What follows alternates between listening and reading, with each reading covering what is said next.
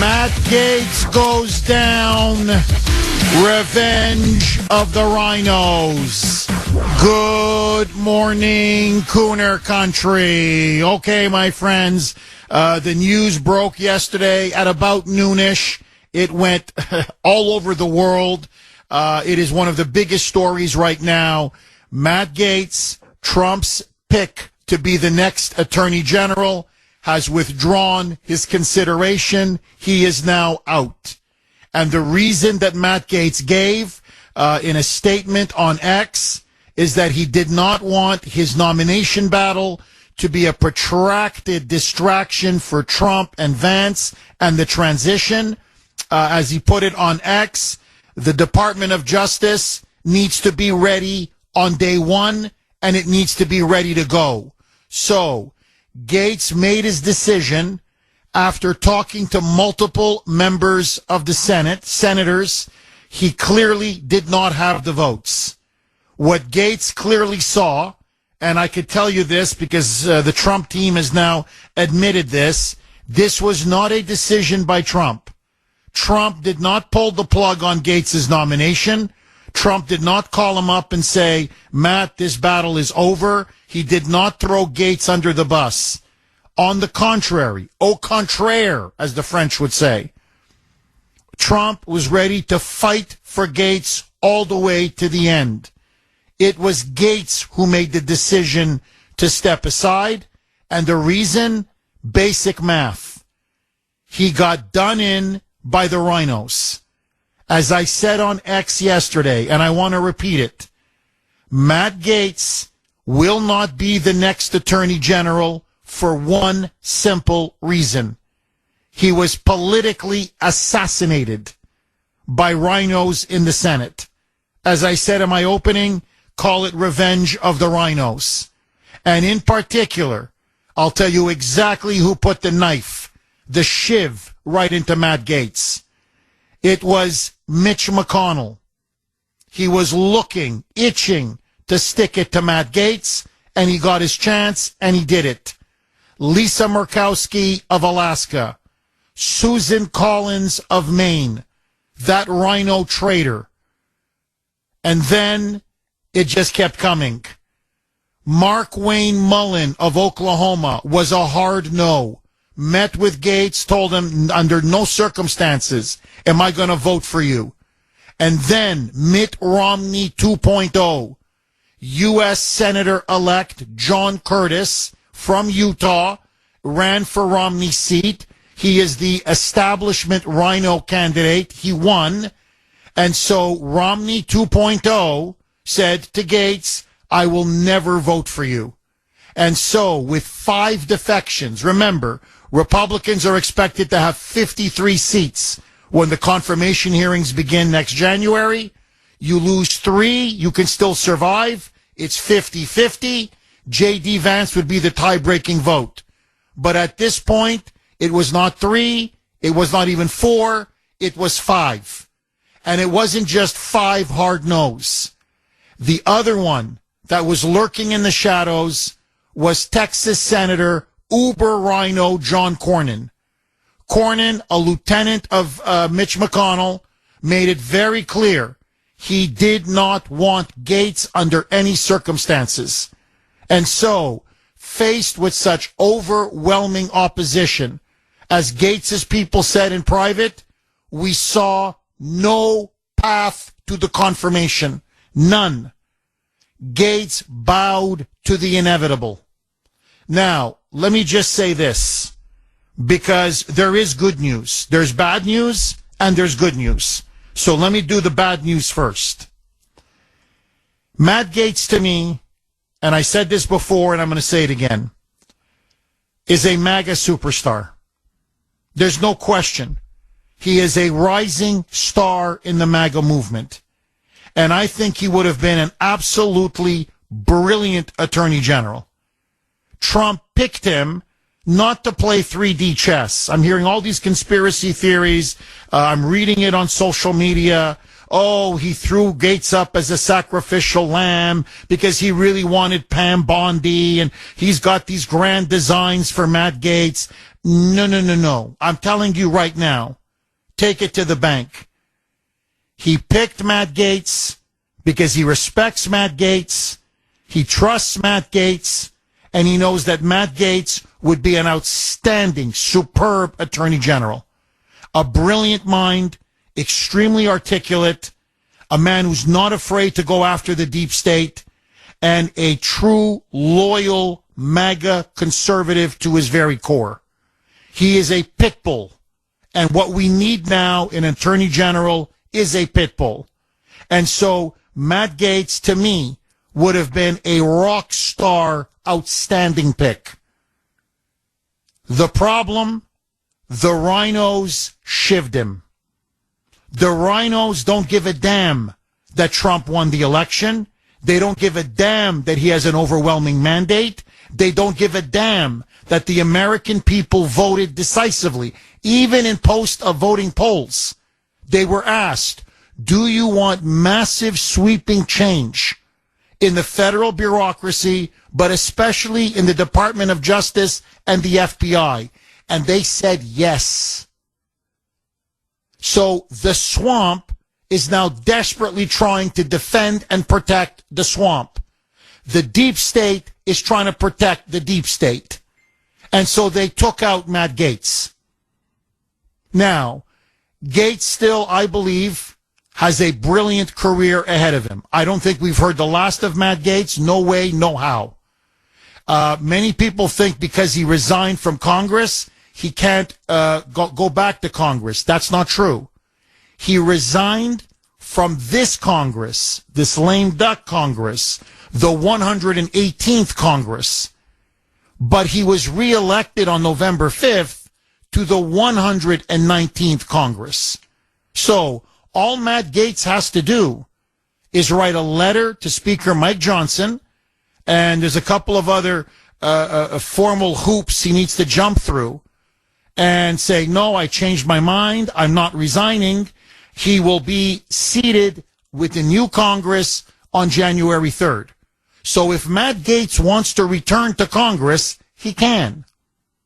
There's also the possibility, although I doubt it's going to happen, that Governor Ron DeSantis will choose Matt Gaetz once Marco Rubio officially becomes Secretary of State. His Florida Senate seat opens up. DeSantis could easily fill that seat with Matt Gaetz. I doubt it. DeSantis does not like Gaetz. They have had a big political rivalry in Florida. The betting money in Tallahassee is that DeSantis is going to pick Lara Trump, Trump's daughter-in-law, who's now co-chair of the RNC and done a great job. Lara Trump will be the person to replace Marco Rubio. Now, in private, and this is an open secret in Washington, Gaetz really wants to run for governor of Florida in 2026. He wants DeSantis' job. So, whether he just starts building up his campaign now, or he serves another term in Congress and then makes the run for the governorship, that's up to Matt Gaetz. But Matt Gaetz has a future in politics, and it looks like it will be a future as the next governor of Florida. So the rhinos may think they have crippled and finished off Matt Gaetz. They're wrong. They have now turned him into a martyr. They've turned him into a martyr at the altar of the deep state. And so MAGA will rally around Gaetz. I believe this will only make him more popular. This will only make him politically stronger.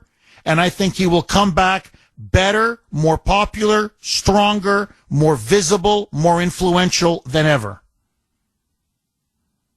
But to show you how Trump always prepares for contingencies, Trump is not a stupid man. Quite the opposite. He knew the opposition was big on Capitol Hill. He knew Mitch McConnell and his acolytes were just waiting to politically decapitate Matt Gaetz. And so, within 3 hours of Gaetz's bombshell declaration, his statement that he was no longer going to run and he was withdrawing his name from consideration, Donald Trump put forth an outstanding pick. Pam Bondi. Trump has now selected former Florida Attorney General.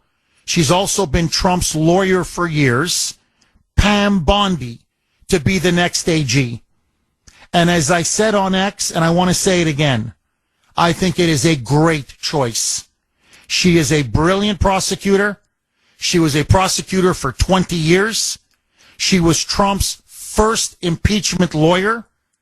You have to see in that first impeachment over that phone call to Zelensky how Pam Bondi stood right there on the floor of Congress and exposed Burisma and Hunter Biden and Joe Biden's corrupt connections to Burisma. It was a thing of beauty. She is an arch enemy of the swamp. This is a woman who is a Trump loyalist, who will do everything in her power to clean out the DOJ, clean out the FBI, and clean out the deep state. So they may think by knocking out Matt Gaetz that they've saved the swamp. My friends, they just ensured its doom. Pam Bondi is coming. 620 on the great WRKO. Jeff Kuhner, Boston's Bulldozer. 617-266-6868 is the number. Okay, down goes Matt Gaetz. He withdrew his name from consideration to be the next Attorney General under President Trump. My question to all of you, are you disappointed, A, that Matt Gaetz will not be the next AG? And like many in MAGA country, are you disappointed in Gaetz himself that he didn't fight harder for the nomination? I've been getting a lot of emails. In fact, right now I'm getting a lot of text messages from people saying, Jeff, we're disappointed, A, that Gaetz is not going to be the AG, but that he didn't seem to fight for it, that he just caved the minute he started to run up against serious resistance and opposition. So are you disappointed that Gaetz threw in the towel and threw in the towel so quickly, or did he do the right thing? In other words, as he said, I don't want to become a distraction. I don't know if I can win. I'm probably even going to lose the nomination fight. And the DOJ has to be ready to go on day one.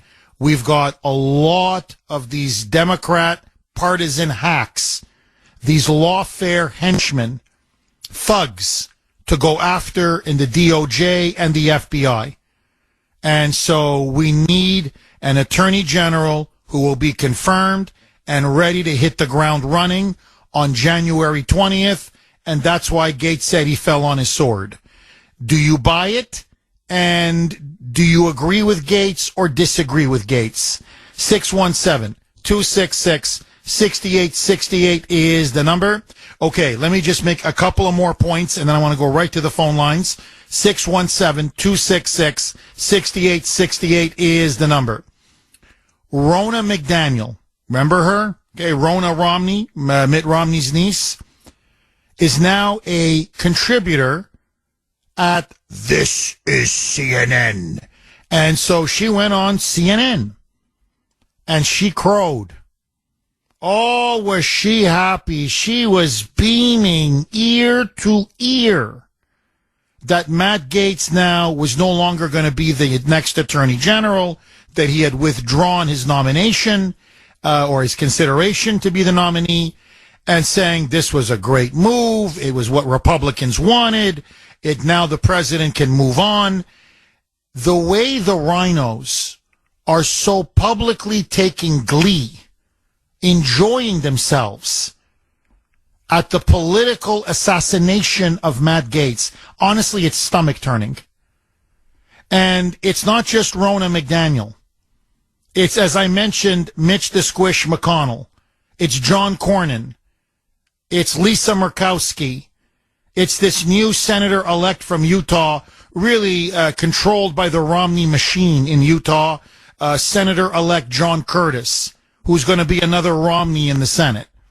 The guy didn't even step into the Senate yet and said, no, when I'm sworn in January 3rd, I want you to know, no way, no how, absolutely not will I ever vote for Matt Gaetz to be the next Attorney General.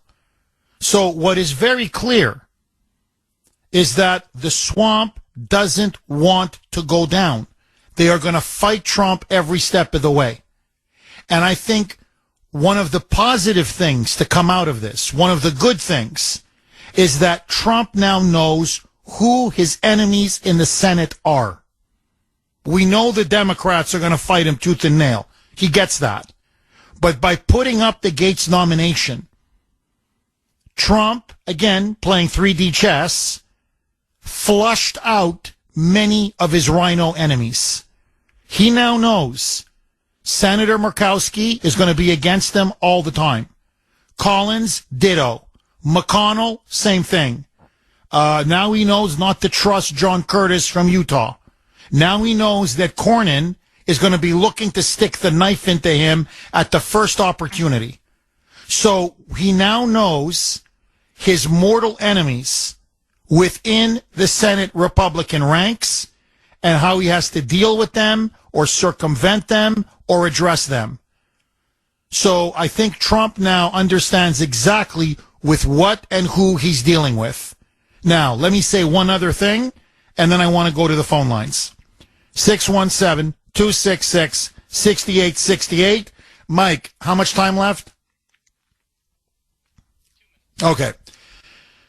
Susan Collins.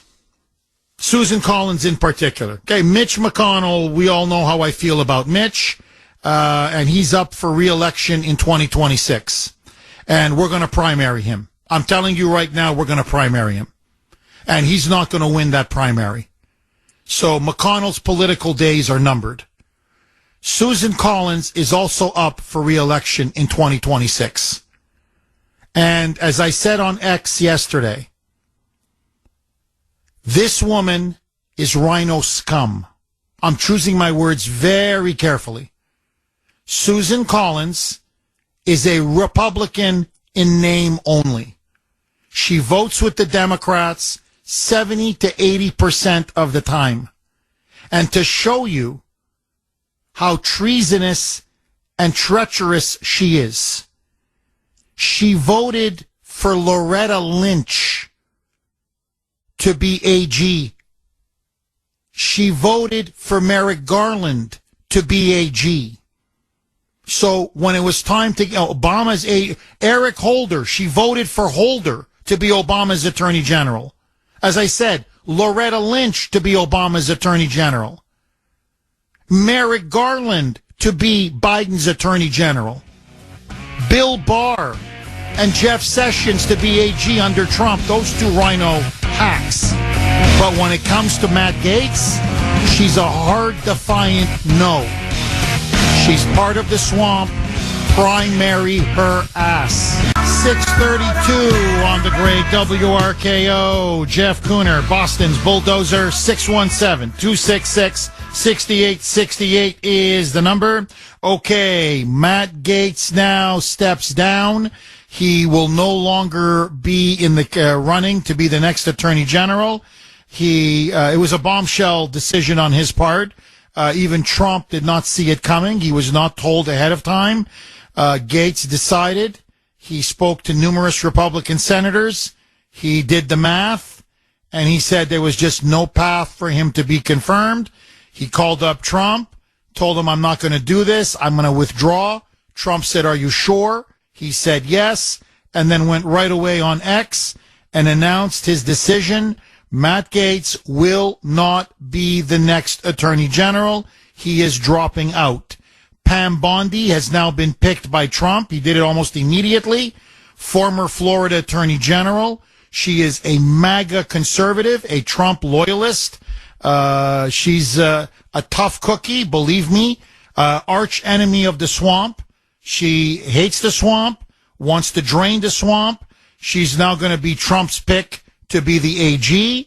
And it looks like her path to confirmation, nothing is guaranteed, but at this point, it looks extremely good. What do you make of Matt Gaetz' decision to withdraw? Was it the right move? Was it a bad move? Was it a craven surrender on his part, as some are saying? Or did he do what was best for the president and for his agenda?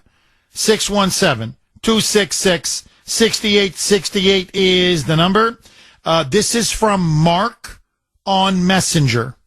Jeff, Matt Gaetz did the right thing. Knowing he wouldn't have enough votes to be confirmed, he realized it would be a distraction from Trump's presidency and getting things done on day one. But it's okay, because we went from a pit bull to a Rottweiler with Pam Bondi. So I'm okay with this. Have a great weekend, Jeff. God bless you in America. Yeah, that's honestly, Mark, those are my feelings as well. Look, is Matt Gaetz my number one guy? Yes. Do I think he would have been a dream attorney general? No question. But Pam Bondi I got to tell you, she's an excellent, excellent pick. She's a worker. She's tough.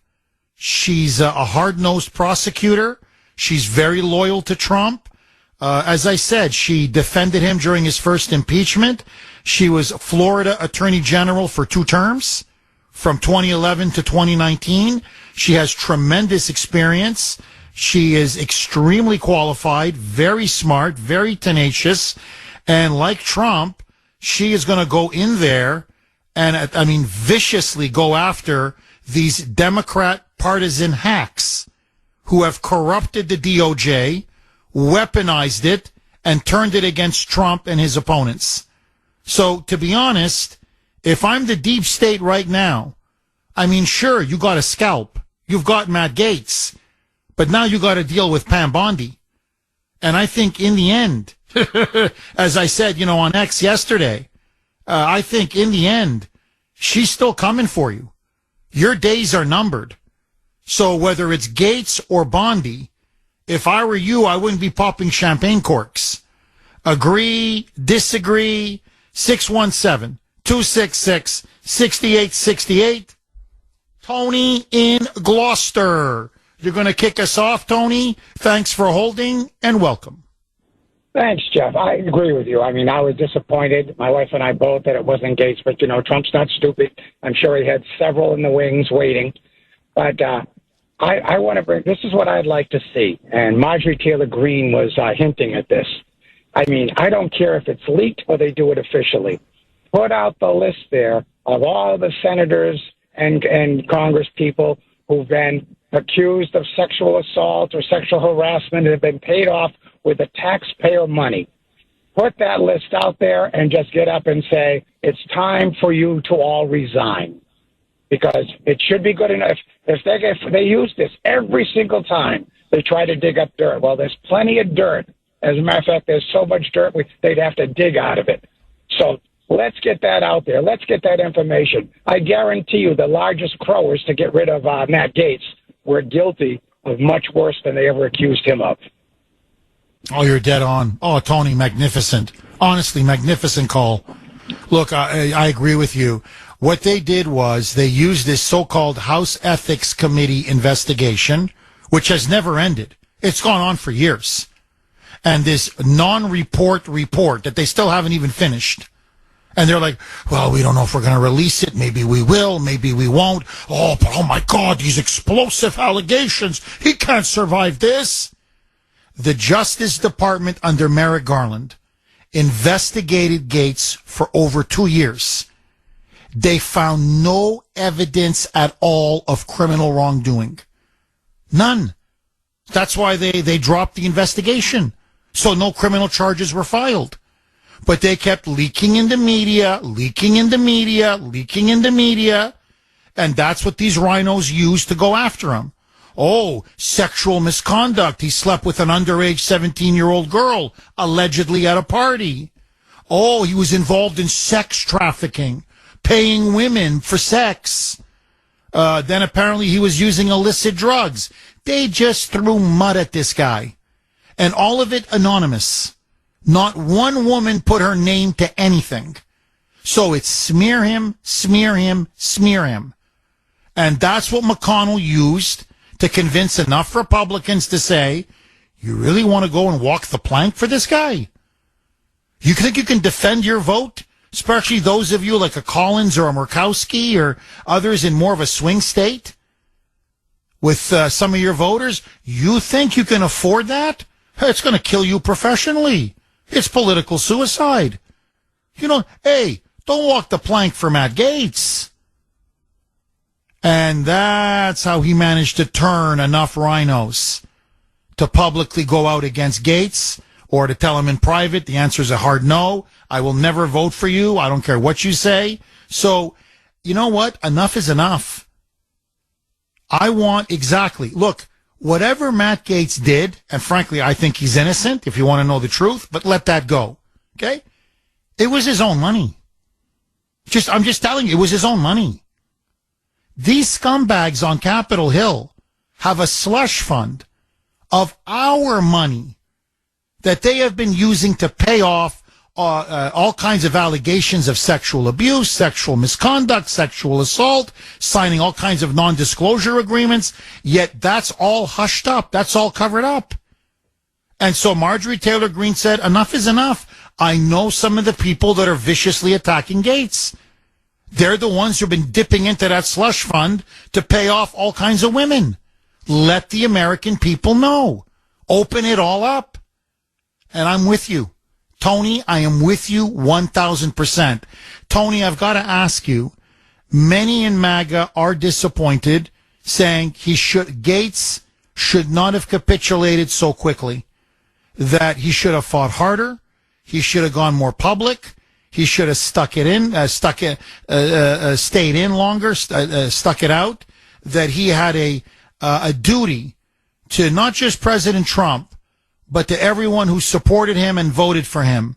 We wanted him as the next Attorney General, and essentially they're saying he caved and capitulated within 3 days. What say you?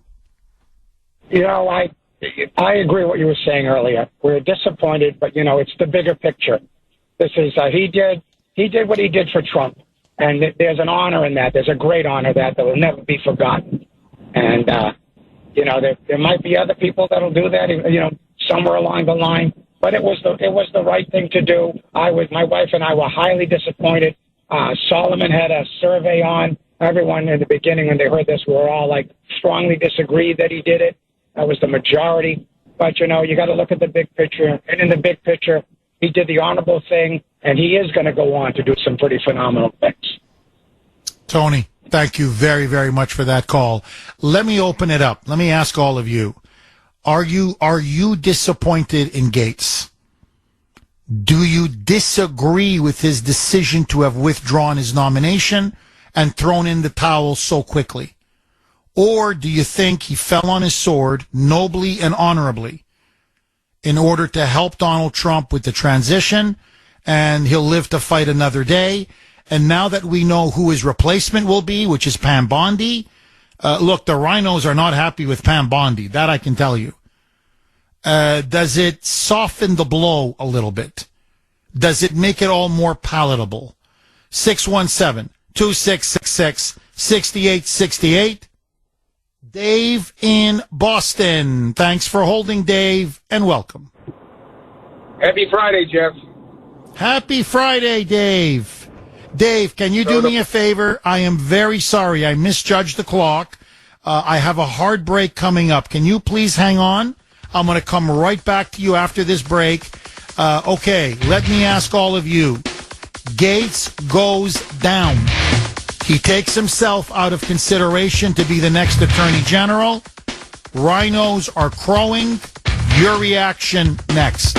649 on the great WRKO. Jeff Kuhner, Boston's Bulldozer. 617-266-6868 is the number.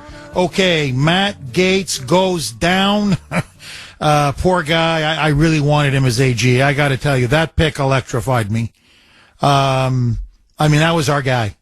That was really our guy to be the next Attorney General. Look, I love Pam Bondi. Please don't misunderstand me. I think it's a great pick by Trump.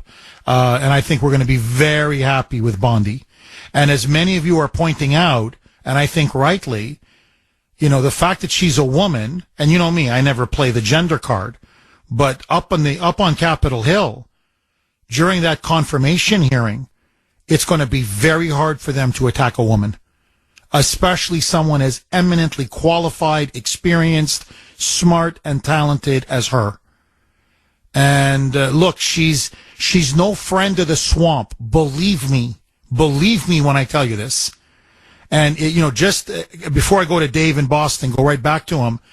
In the first Trump impeachment, over that perfectly good phone call to Zelensky, the way she went on the floor as Trump's impeachment lawyer.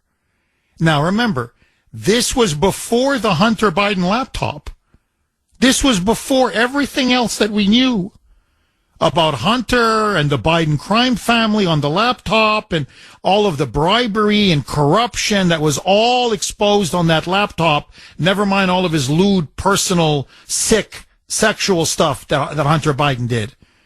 She exposed the payments to Burisma, the bribery with Burisma hiring Hunter Biden, what they were getting in exchange. She blew that thing open.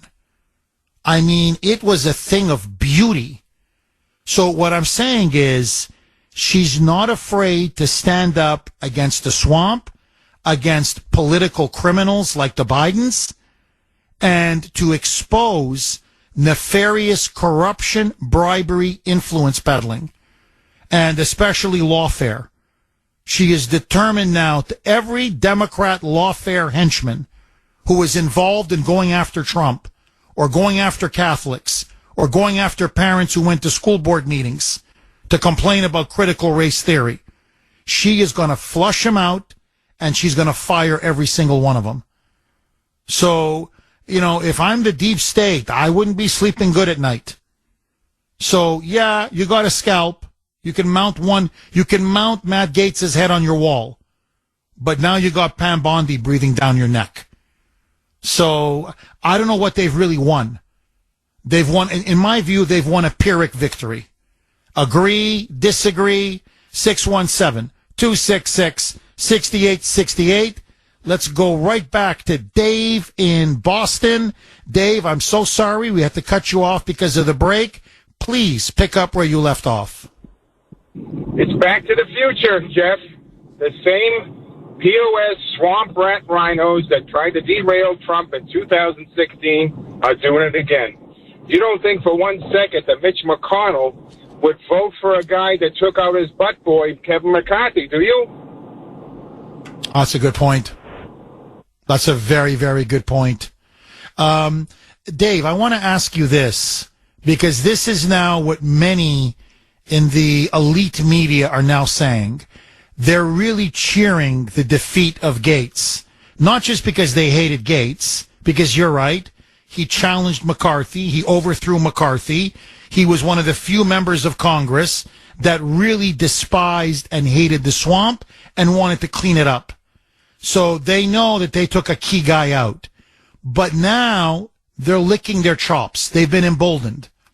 They think if we can take out Matt Gaetz, we can take out Robert F. Kennedy Jr., we can take out Pete Hegseth. In fact, in today's Wall Street Journal, they're already predicting that Hegseth's going to be gone. That all of these anonymous sexual assault allegations, it's going to be like drip, drip, drip, like with Gaetz. They're just going to bleed him and bleed him and bleed him. And then the same rhinos are going to say, we can't vote for him. So they think they can knock out Robert F. Kennedy Jr.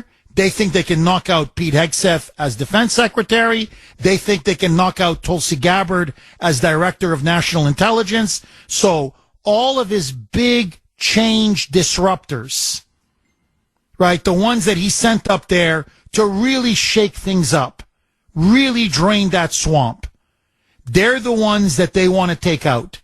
They wanted Gaetz gone, Hegseth gone, Gabbard gone, and RFK gone. And they think they can run the table and get rid of all of them. Do you think now they have been emboldened, and will they succeed? called the moonbat theory of relativity. The moonbat theory of relativity states that with every Trump appointment that's appropriate, the rise in outrage by the mainstream media, the rhinos, and the Democrats rises in conjunction. So, Dave, so you think those nominees could be in jeopardy as well? Of course. Everybody. You don't think that they're going to try to assassinate Trump again before the inauguration? Come on. They can't afford him in office. They can't afford anyone that supports the Trump agenda in office because they know the party is over. He exposes them. One of them, he exposes all of them. And they can't have that. Dave, drop the mic. Really, great, excellent call. Look, and I think now that Trump has shown, in a way, his hand, and I'm not saying this in a bad way, that's his job. You got to put together a cabinet. That's what a president-elect does. So, and now notice how this cabinet is very different than 2016. Everybody's commenting on that. He's not naive. He's not a political neophyte. He's not someone who just is new to politics and is trusting the so-called experts and, the Paul Ryans and the Mitch McConnells and, hey, Donald, don't worry. These people can do their job for you. He now knows exactly who he wants in every position. As they say, fool me once, shame on you. Fool me twice, shame on me. And Trump always says this, I only make mistake once. I never make the same mistake twice. So he now knows the importance. That's why he went to Bondi right away. It's like, look, I trust her. Not only is she talented and capable and tough, but she shares my values, shares my agenda, and I trust her. She's no Bill Barr or Jeff Sessions who's going to knife me in the back every step of the way. So he had his plan B ready. But no, I agree with you. Look, they're not going to stop. They've seen now his cabinet picks. And they're like, this guy's not messing around. He's got Elon and Vivek, the Department of Government Efficiency. He is going to really dismantle and reform the massive federal bureaucracy. He's got RFK Jr., that's going to expose Big Pharma and Fauci. He's got Tulsi Gabbard, who's going to expose the intelligence community. He had Matt Gaetz. Now he's got Bondi to expose the corrupt Department of Justice and the FBI. He's declaring war on the deep state. So they see, he's not playing around this time. We can't fool him or deceive him or manipulate him this time. So it's going to be all out war. Dave, thank you very much for that call. I really appreciate it. 617-266-6868.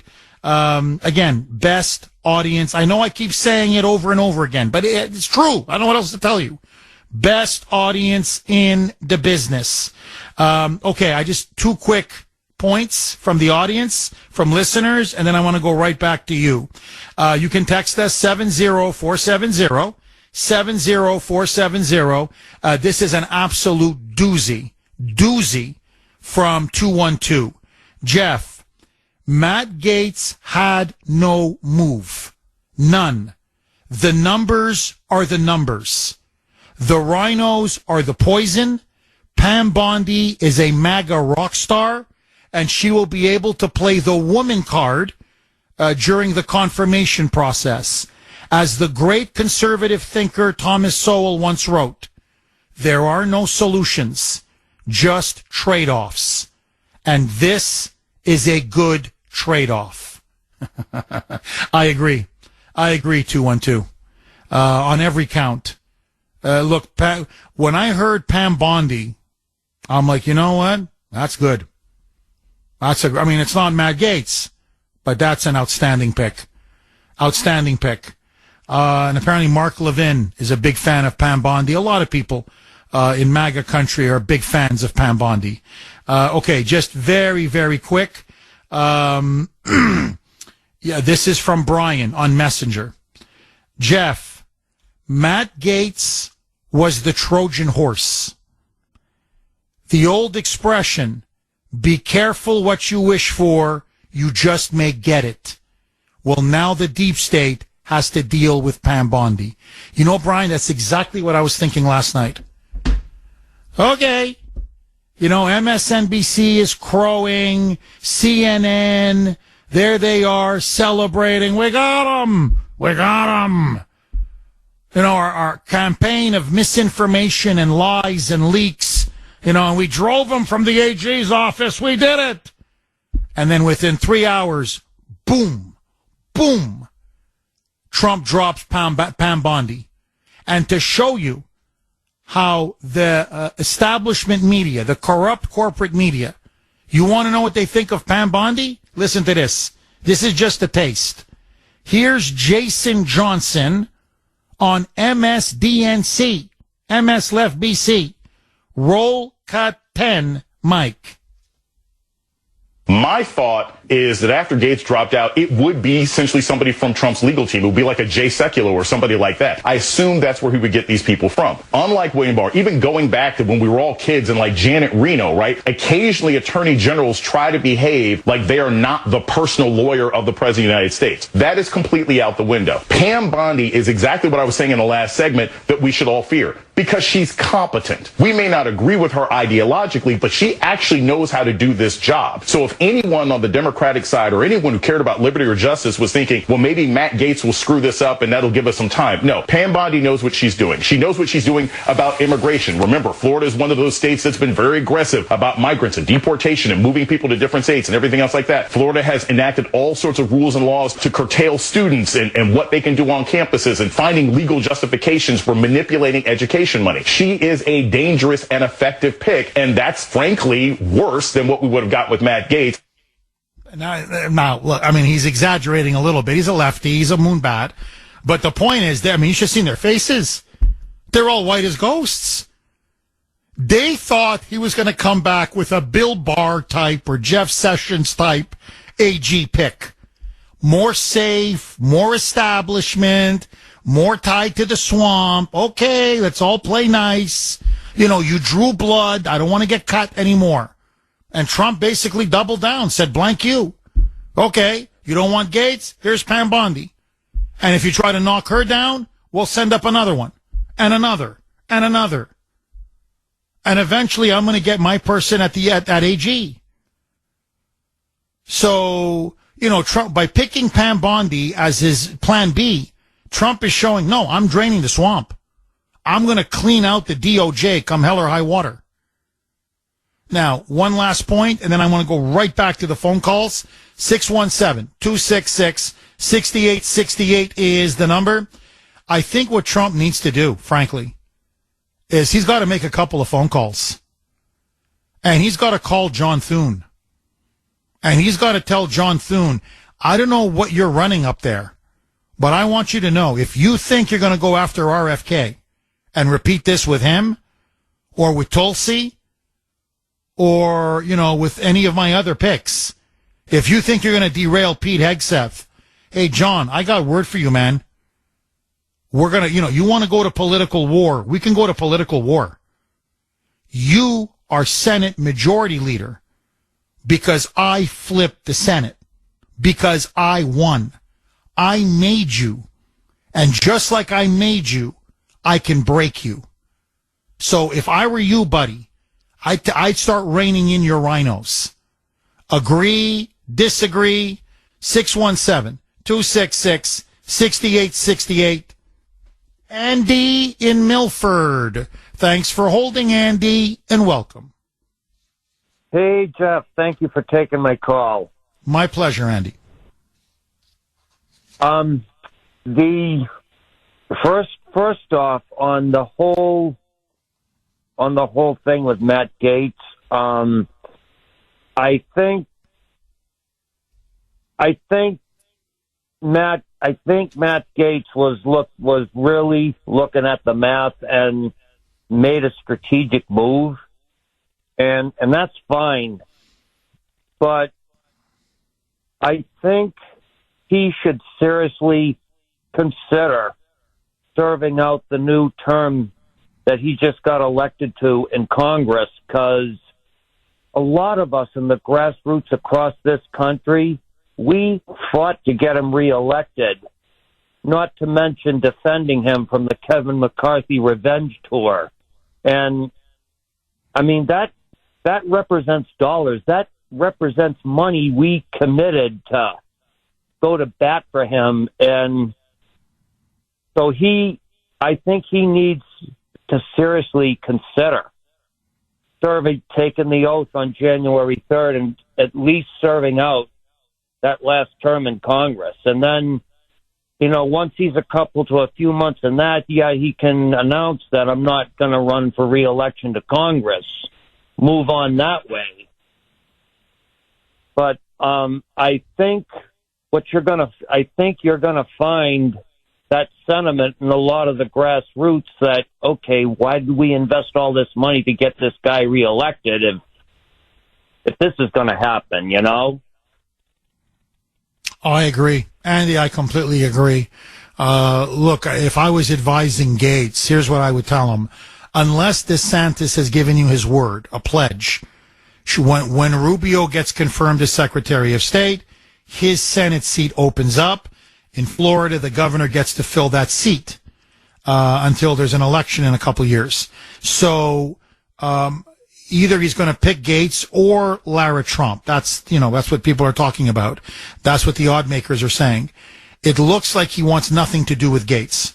It looks like DeSantis wants to go with Lara Trump. Now, if, on the other hand, he says, no, Matt, you're my guy. I doubt it, but let's say he says it. Okay, that's fine. I can understand saying, hey, look, I won my seat, but, I'm being offered the Senate.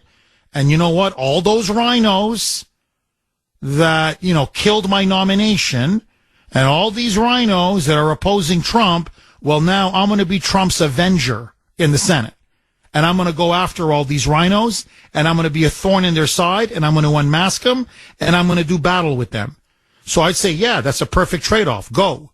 But if, as I suspect, DeSantis says, hey, look, Matt, no, this is going to be Lara Trump or somebody else, but it's not going to be you. Well, you got to do something until 2026. A, Matt Gaetz is not independently wealthy. B, and more importantly, to your point, Andy, a lot of people campaigned for him. A lot of people voted for him, defended him, raised money for him, donated to him. You owe it to them, I'm sorry, to serve your term. So it's fine to say halfway through your term, hey, look, I'm not going to run for re-election. This will be my last term because I want to run for governor in 2026 when DeSantis is no longer going to be on the ballot and Gaetz has a real shot at winning the Republican nomination and being the next governor, which apparently, according to Gaetz's people, that's what Gaetz really wants. Even more than being in the Senate, he wants to be governor. And I think he wants to be governor because ultimately he wants to be president. So if he can serve 2 successful terms as governor of Florida, remember, he's still a very young man. I think Gaetz sees that as the launching pad to becoming potentially a president, the next president, or one down the road, president of the United States. So I think that's Gaetz's ultimate ambition. But, to me, you owe it to your donors, to the people who donated to you, to your voters, to your staffers, to your workers, to your campaign volunteers. So, and I think he will return to Congress. I think he'll write that letter. I think he'll say, no, I take back my resignation. I was duly elected for the next Congress. Seat me on January 3rd and let me serve out my full 2-year term. It's up to him. It's his life. I'm not going to tell him what to do, but if I was advising him, I'd say, Matt, that's exactly how you do it. Otherwise, people are going to be disappointed, rightfully, and they're going to feel that you burned them. And that's the last thing you want. Final word to you. What do you say, my friend? Agree, disagree, Andy? I agree with all that 1,000%. And I'll just end with this. I think Pam Bondi is a phenomenal Plan B pick. And he's also had a lot of real life experience with actually putting people in jail. So You nailed it. I mean, no, Andy, you nailed it. Look, she's a long-time prosecutor. You know, people are saying, "Oh, Jeff, I've never heard of Pam Bondi." I go, they know her in Florida. Believe me, she has put a lot of people in jail: violent criminals, drug dealers, gangbangers. In other words, if you want to go up against the political and deep state mafia, and that's what they've become now, a mafia state. You'll be hard pressed to find anybody better than Pam Bondi. So she's got the prosecutorial experience. And remember, she's been attorney general for 2 terms of a big state. So she's ready. She's qualified. She's experienced. She's hard-nosed. She's a Trump supporter all the way.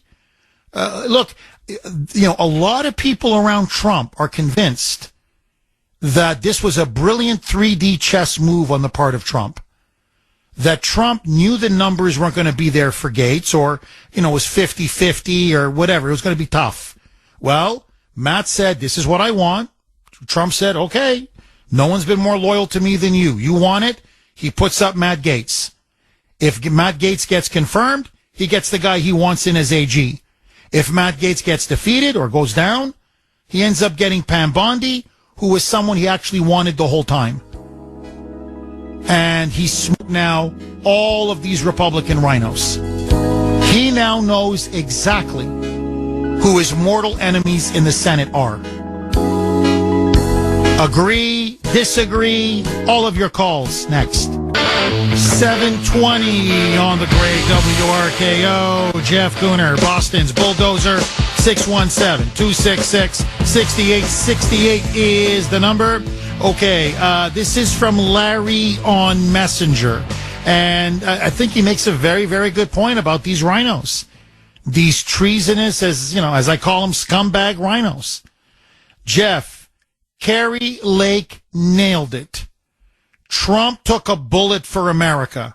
Why can't our people take a solid stance on his nominees? Oh, I'm with you.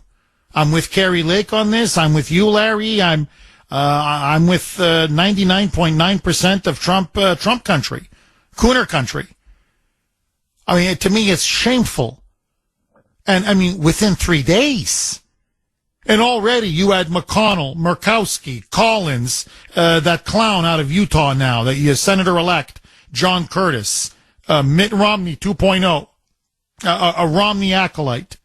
And already they're like, no, we're not going to vote for him. It's too risky. No. The media runs them. The deep state runs them. The globalists run them. And no matter what kind of an overwhelming mandate Trump got, they don't care. Well, that's why, to me, I think enough is enough. Susan Collins is up for re-election in 2026. Let's primary her. I mean, and primary her good. And, and by the way, you look at her voting record.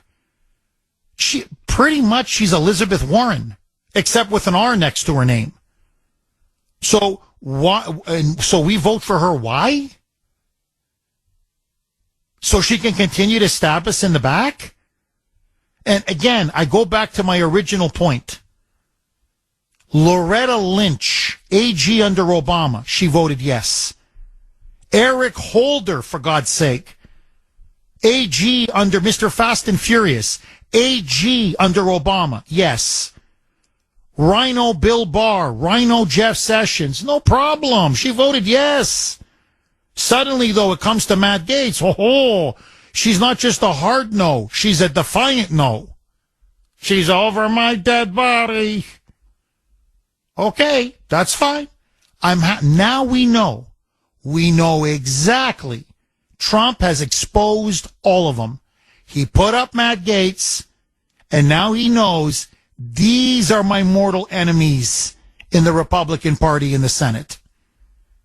And now he knows who to deal with, who he can trust, and who he can't trust. Agree, disagree, 617-266-6868. Mark in New Hampshire. Thanks for holding, Mark, and welcome. Hey, good morning, Jeff. Hi, how Mark. lucky am I this morning? Long-time listener, first-time Welcome. caller, but first Welcome, Mark. attempt caller, and I get through to the Kuhner man. Oh, I mean, our lines are always jammed. So you're a very lucky man today, Mark. So the weekend's starting great. Jeff, I was going to just reiterate what Brian said on Messenger and what you were thinking last night, just before you broke. This is Trump playing 4D chess again. They still think this man is an anomaly, which is amazing. This is just incomprehensible to me. He won in 2016. He won in 2020. And he wins again. And these people are still treating him like he's some type of an anomaly. I believe he knew, if you recall, Mark, in the Madison Square Garden rally, Trump turned to Gaetz, and I forget what it was he said, but then he said to him, but we have our secret, Matt.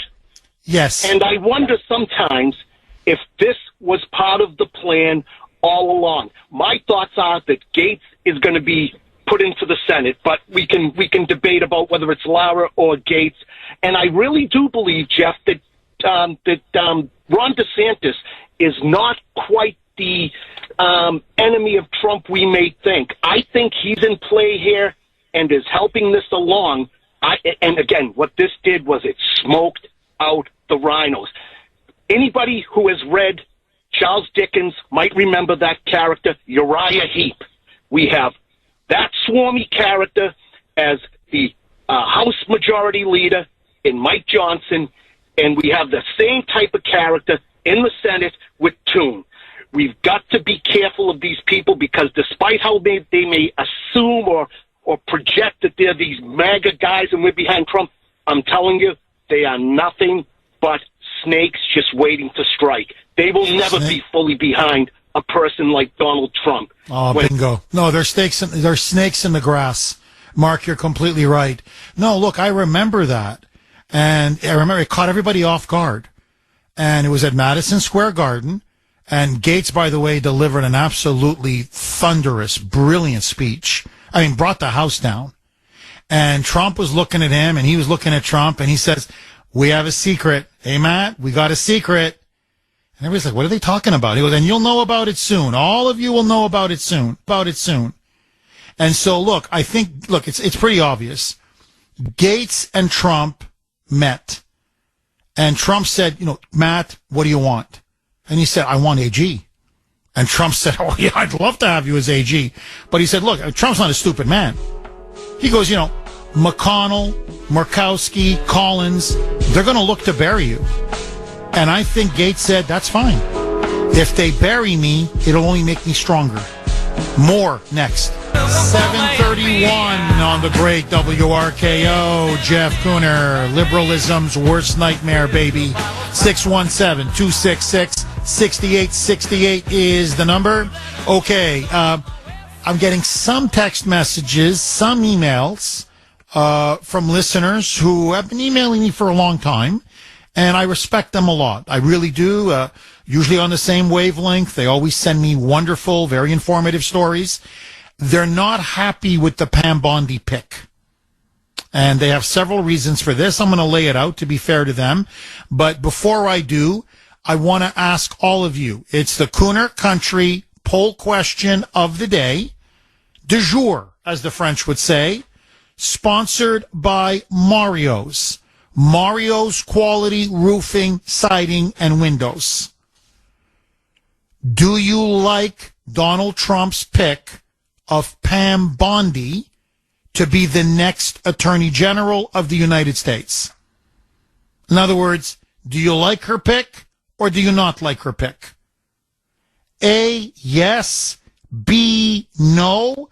I'm an A, yes on this, but I want to hear from you.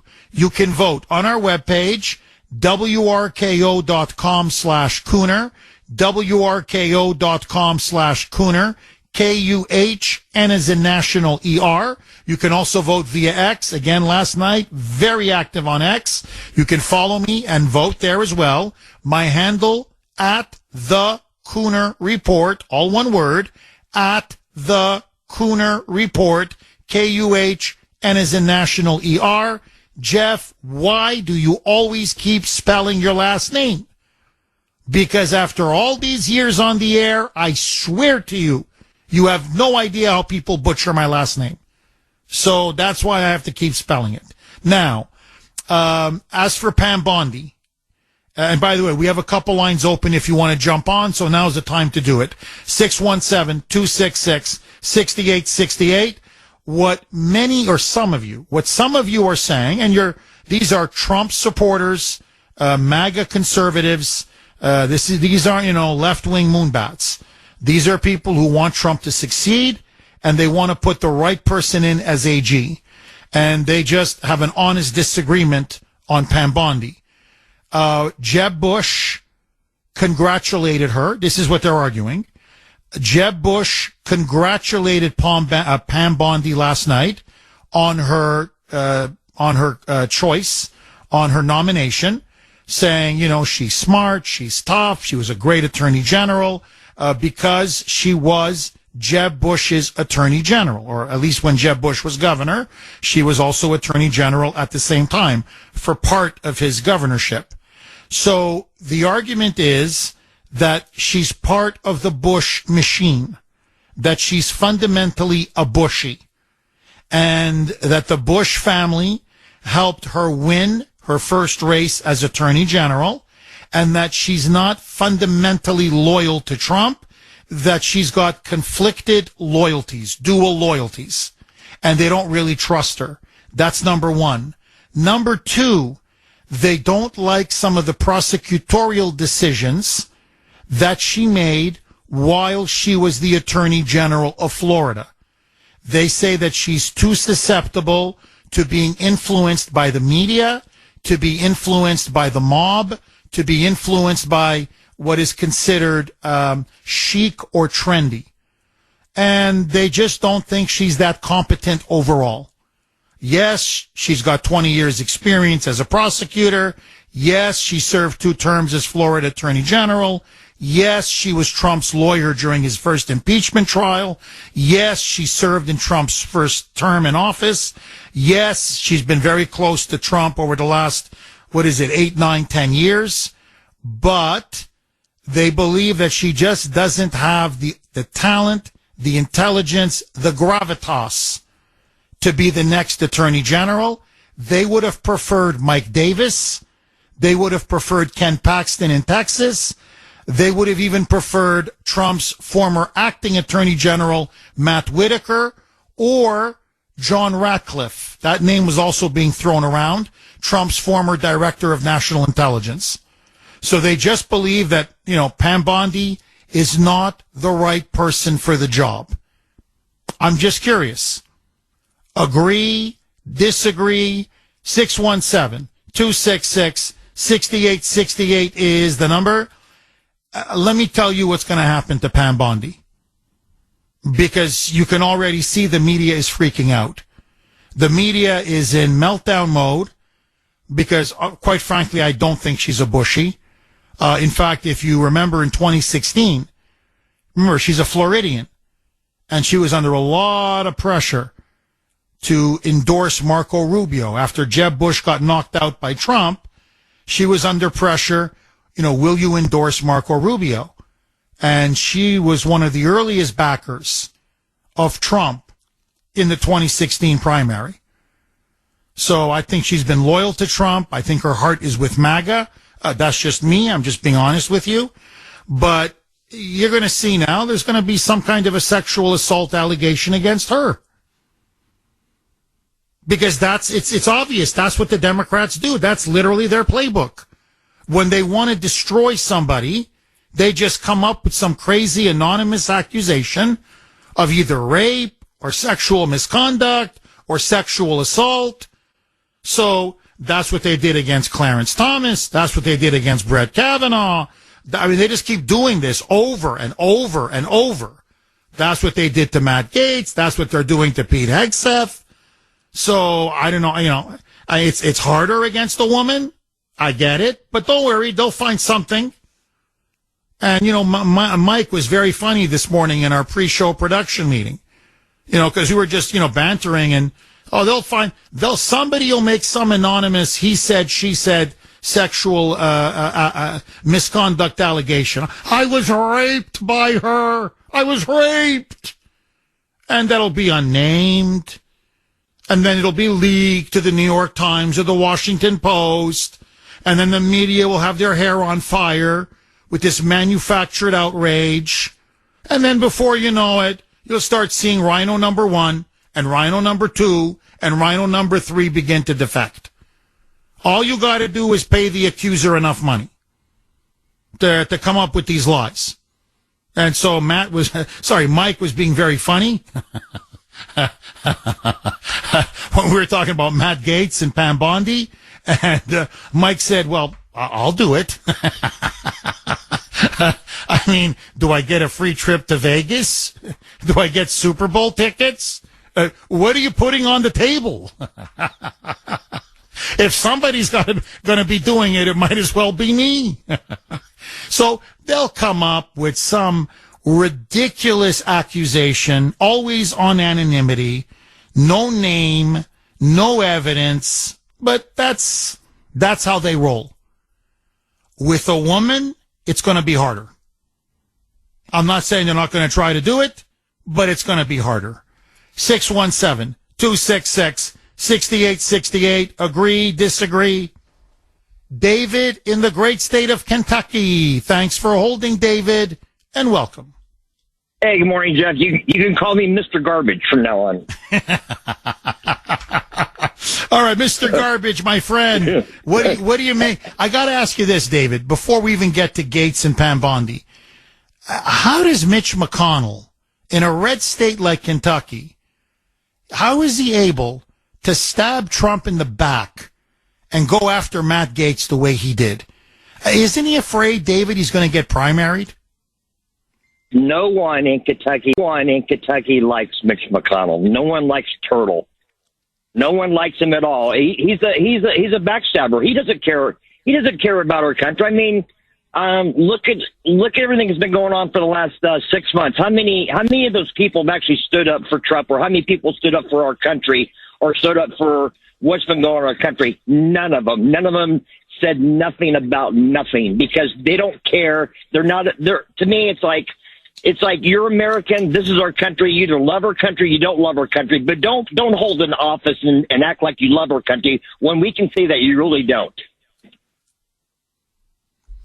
David, do you think he's going to get primaried in 2026? Because MAGA you want to talk about a scalp. MAGA wants his scalp for a long time, but especially the way he now put the knife into Gaetz. I mean, that was him and Cornyn. They orchestrated this ambush, and look, to give McConnell his due, he got Gaetz good. I mean, he really got him good. And what they did to Liz Cheney, but anyway, can you still hear me? Yes, David, please go ahead. What do you make of Gaetz withdrawing and the pick of Pam Bondi to be the next AG? Well, you took my thunder a little while ago when you was going down the list of everything they pull up about. They're obsessed with sex. No matter what it is, they're obsessed with sex. And I was going to throw Herman Cain in there too, because I think Herman Cain did the same thing to him. But I think he was doing good when he was running until they brought up all the sex stuff, because they're obsessed with sex. They don't care if it's true. I agree. No, David, I completely agree. And so we're all just waiting. What are they going to say about Tulsi Gabbard? What are they going to say now about Pam Bondi? I mean, they're a one-trick pony. It's the same shtick over and over again. 7:49 on the great WRKO. Jeff Kuhner, Boston's Bulldozer. 617-266-6868 is the number. Okay, you can also text the Kuhner Man, by the way, 70470. Okay, many are asking the Kuhner Man this question. Jeff, what is your take? What do you think is going to happen, or what do you think is more likely to happen? DeSantis not liking Gaetz In other words, he's just not going to pick Gaetz to replace Rubio. When Rubio does eventually become Secretary of State, looks like he's going to be confirmed. So that opens up a U.S. Senate seat, and DeSantis in Florida has the power and will fill that seat. So is it DeSantis not liking Gaetz, or he fears crossing Trump again? What do you think is going to happen?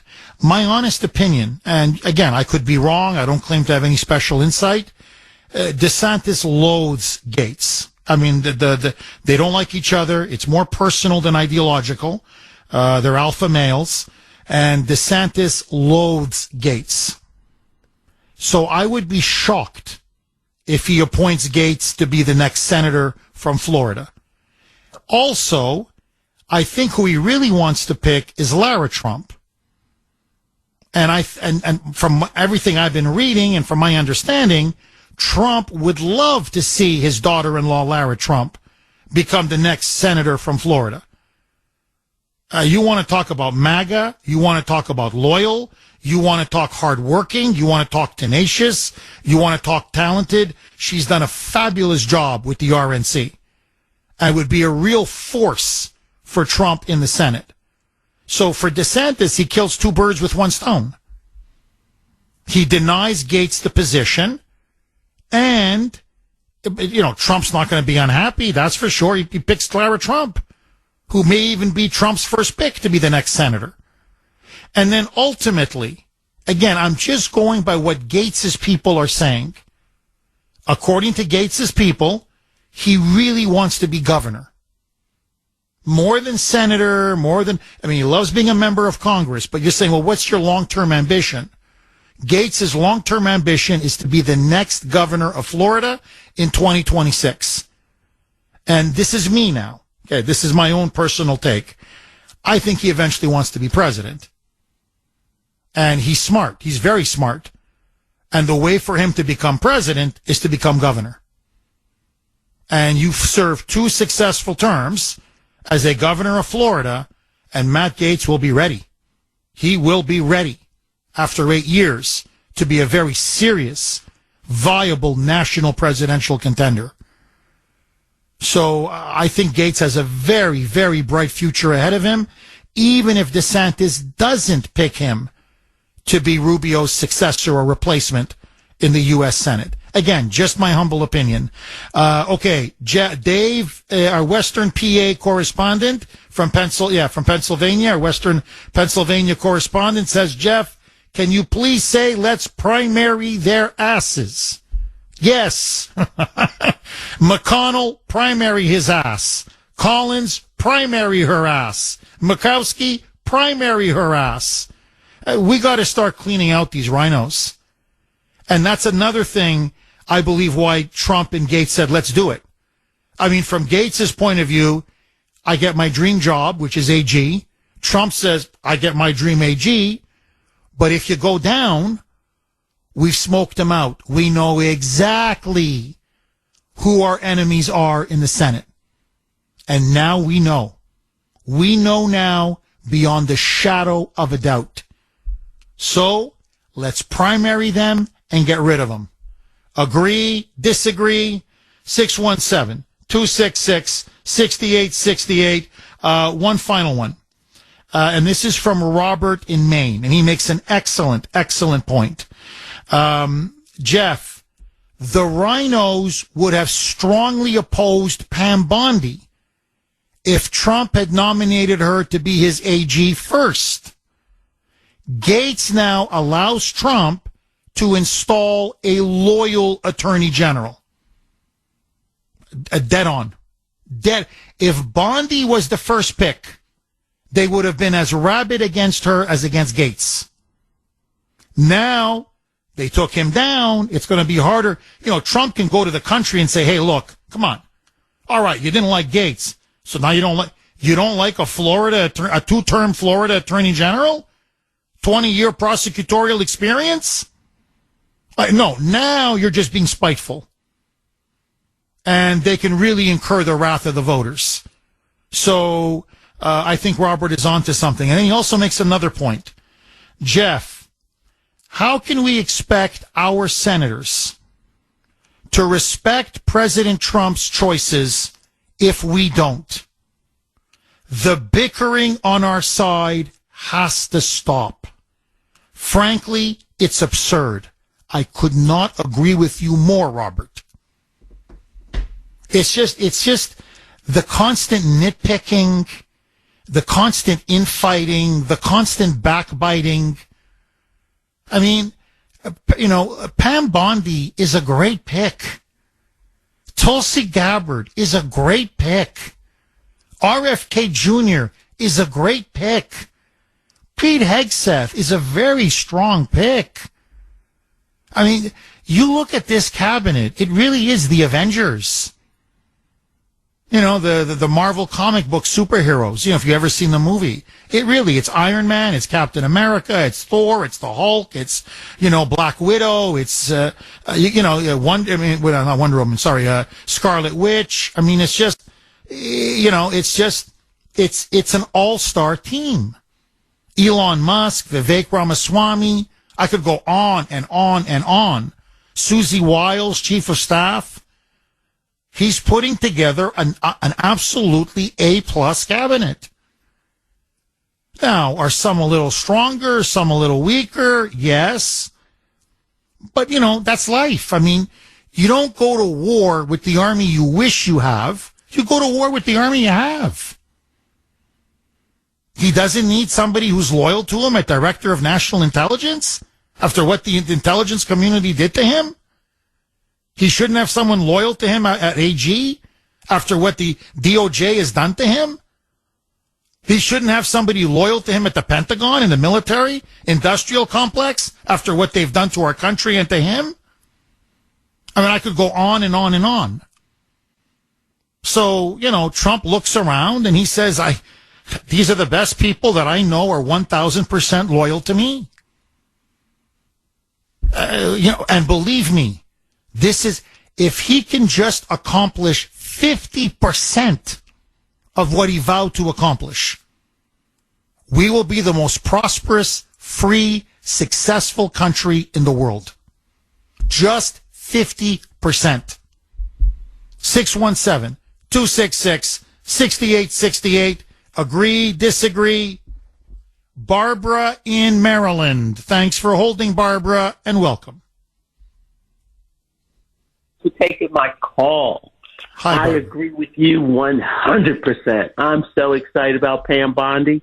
And to all the Bushies who think Pam Bondi might be a Bushie, it was Pam Bondi in 2020 standing outside of the Philadelphia voting election poll where they had the paper up on the windows, not allowing the Republicans to observe.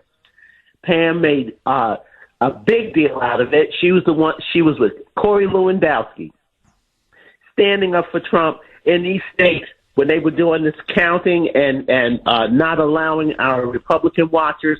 And she's loyal to President Trump. She's going to be an excellent AG, and he was brilliant to smoke him out with Matt Gaetz, because Matt Gaetz is still a congressman. He won his reelection. He doesn't have to go anywhere. And in 2 years, it'd be perfect timing for him to run for governor. Ron DeSantis doesn't need to do anything. If Ron DeSantis does something, I think he might appoint himself and let his lieutenant governor finish the job in Florida, because he's done such a good job, really, in Florida. I think he could run on cruise control without him. Barbara, I got to say, that is a fascinating point. I've been reading that online. A lot of people in Florida are saying, they go, hey, everyone's talking Lara Trump. DeSantis may appoint himself because he's got obviously bigger ambitions. And they're saying, once he's in and shows everybody what an effective senator he is, like he's been a very effective governor, he'll win re-election, on his own, running away. And now you've got another staunch conservative in the Senate. So, look, Barbara, you're right. I mean, there's a lot of potential variables here. And I agree with you. I think Gaetz is going to be a phenomenal governor. I think this guy's a political rock star. I think he's got a very, very bright future. and the way he fell on his sword for Trump, and the way the two of them now work together. And you're right, they've all been smoked out now. They were stupid. They were stupid to be so brazen and blatant in their opposition. And the way they came out against him so quick and so publicly. And so Trump now knows exactly who he's up against. Barbara, thank you very much for that call, as always. 617-266-6868. 8 o'clock Friday. You know what that means, my friends. Kuhner's Call Log, Caller of the Week. It's time for Kuhner's Call Log, where we showcase our favorite caller from the week. I can hear you. Can you hear me? Thanks for holding, Stephen. Democrats need to be arrested. In Massachusetts, it's not just illegal aliens that get to walk free after committing rape. They don't prosecute rape. It's very rare that they prosecute rape. A case will go on for over 20 years without even getting to court. They don't care. They keep releasing these jerks time and time again. Predators. That's what they are, predators. They are criminally insane people. And the state of Massachusetts just let them walk free, and they are totally sick. They only care about putting money in their pockets. That's why they're shutting down jails. That's why they appoint judges that keep letting these jerks free. The state legislature, they say it's not their fault. It's the state legislature that makes the law that lets the judges let these guys go free. It is a Democrat party that only cares about putting money in their pockets. They don't care about public safety. They have no decency. That's why you can't shame a Democrat into anything, because they're sick-minded freaks. And next week, it could be you on Kuhner's Call Log. Please, don't be a stranger. Call again. Great call. By the way, all week the calls have been absolutely phenomenal. Kuhner Country, keep it up, my friends. And I want to ask all of you, because I'm starting to get now more texts and more emails saying, Jeff, some of us here in Kuhner Country are not happy with Pam Bondi. We want someone we think is better qualified and would be a better attorney general. So, in the interest of fairness, and as you know, we are the last or one of the last free speech zones left in America until Trump gets inaugurated, obviously, on January 20th, 2025, in 2 months. Let me ask all of you, if you're not happy with Pam Bondi, who would you rather have seen Trump pick to be his next attorney general after Matt Gaetz yesterday withdrew his nomination? So really, everything is on the table. 2 questions. 1, are you shocked and disappointed that Gaetz withdrew? He will no longer be in the running to be Trump's next AG. And Pam Bondi, do you like or not like? 617-266-6868. And if you don't like Pam Bondi, I'm just curious, who do you think would have been a superior or better pick? Tom in Framingham. Thanks for holding, Tom, and welcome. Hi, Jeff. Hi, Tom. I want to talk about what's going on in the Senate with these Senate Republicans and what they're doing. Yes. Did you know that 6 of these senators approved the nomination of Mayorkas? And I'll name them for you. Murkowski, Collins, Romney, Portman, a woman named Capito, who I don't even know who she is, some rando who was a senator from West Virginia. Yeah, West Virginia, that's right. Yeah, and then some other guy who I really don't even know. His name escapes me. 6 of them voted.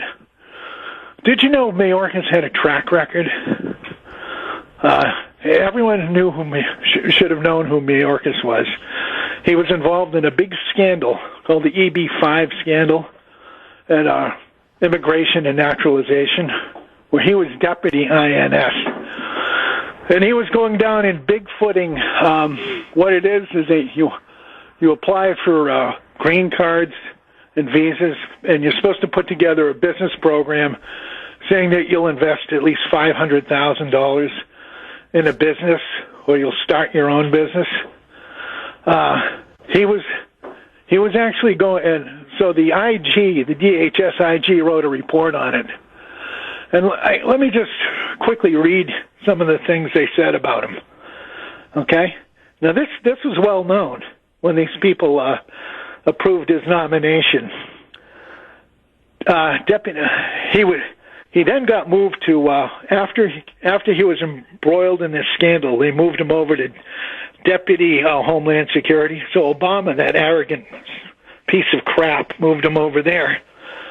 Okay, Secretary Mayorkas tainted the image, this is from the IG report, tainted the image and integrity of the immigration program he oversaw by fostering an appearance of favoritism and special access, and how the agency treated projects that would bring visas and green cards to wealthy foreign investors. And a report from the agency's Inspector General says, now this is obviously a few years old, the juxtaposition of Mayorkas' communication with external stakeholders on specific matters outside the normal procedure, coupled with favorable actions that deviated from the regulatory scheme designed to ensure fairness and even-handedness in adjudicating benefits, created an appearance of favoritism and special access. Oh, there you go. I mean, look, no, Tom, you nailed it. Look, and that's the Inspector General's report. They knew this before they confirmed him, that this guy was on the take, and that there was influence peddling going on, and there was pay to play.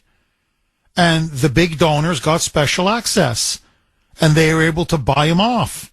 And that's been the rap on Mayorkas, frankly, his entire career. And you're right. This is what I mean. These disgusting, filthy rhinos will confirm a guy like Mayorkas. All right? But no. When it comes to Matt Gaetz, oh my God. Oh, there's an anonymous hit piece against him in the New York Times. Or, their so-called House Ethics Committee, which to me, that's a contradiction in terms.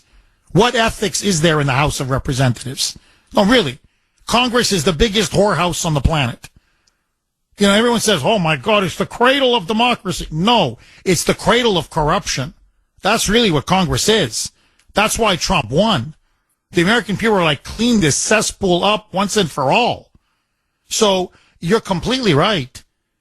And look, they smeared him. Look, let's talk cold turkey. Okay, let's all be, as the French would say, entre nous, among us. They didn't want Gaetz because they're the swamp and they don't want themselves to be cleaned up.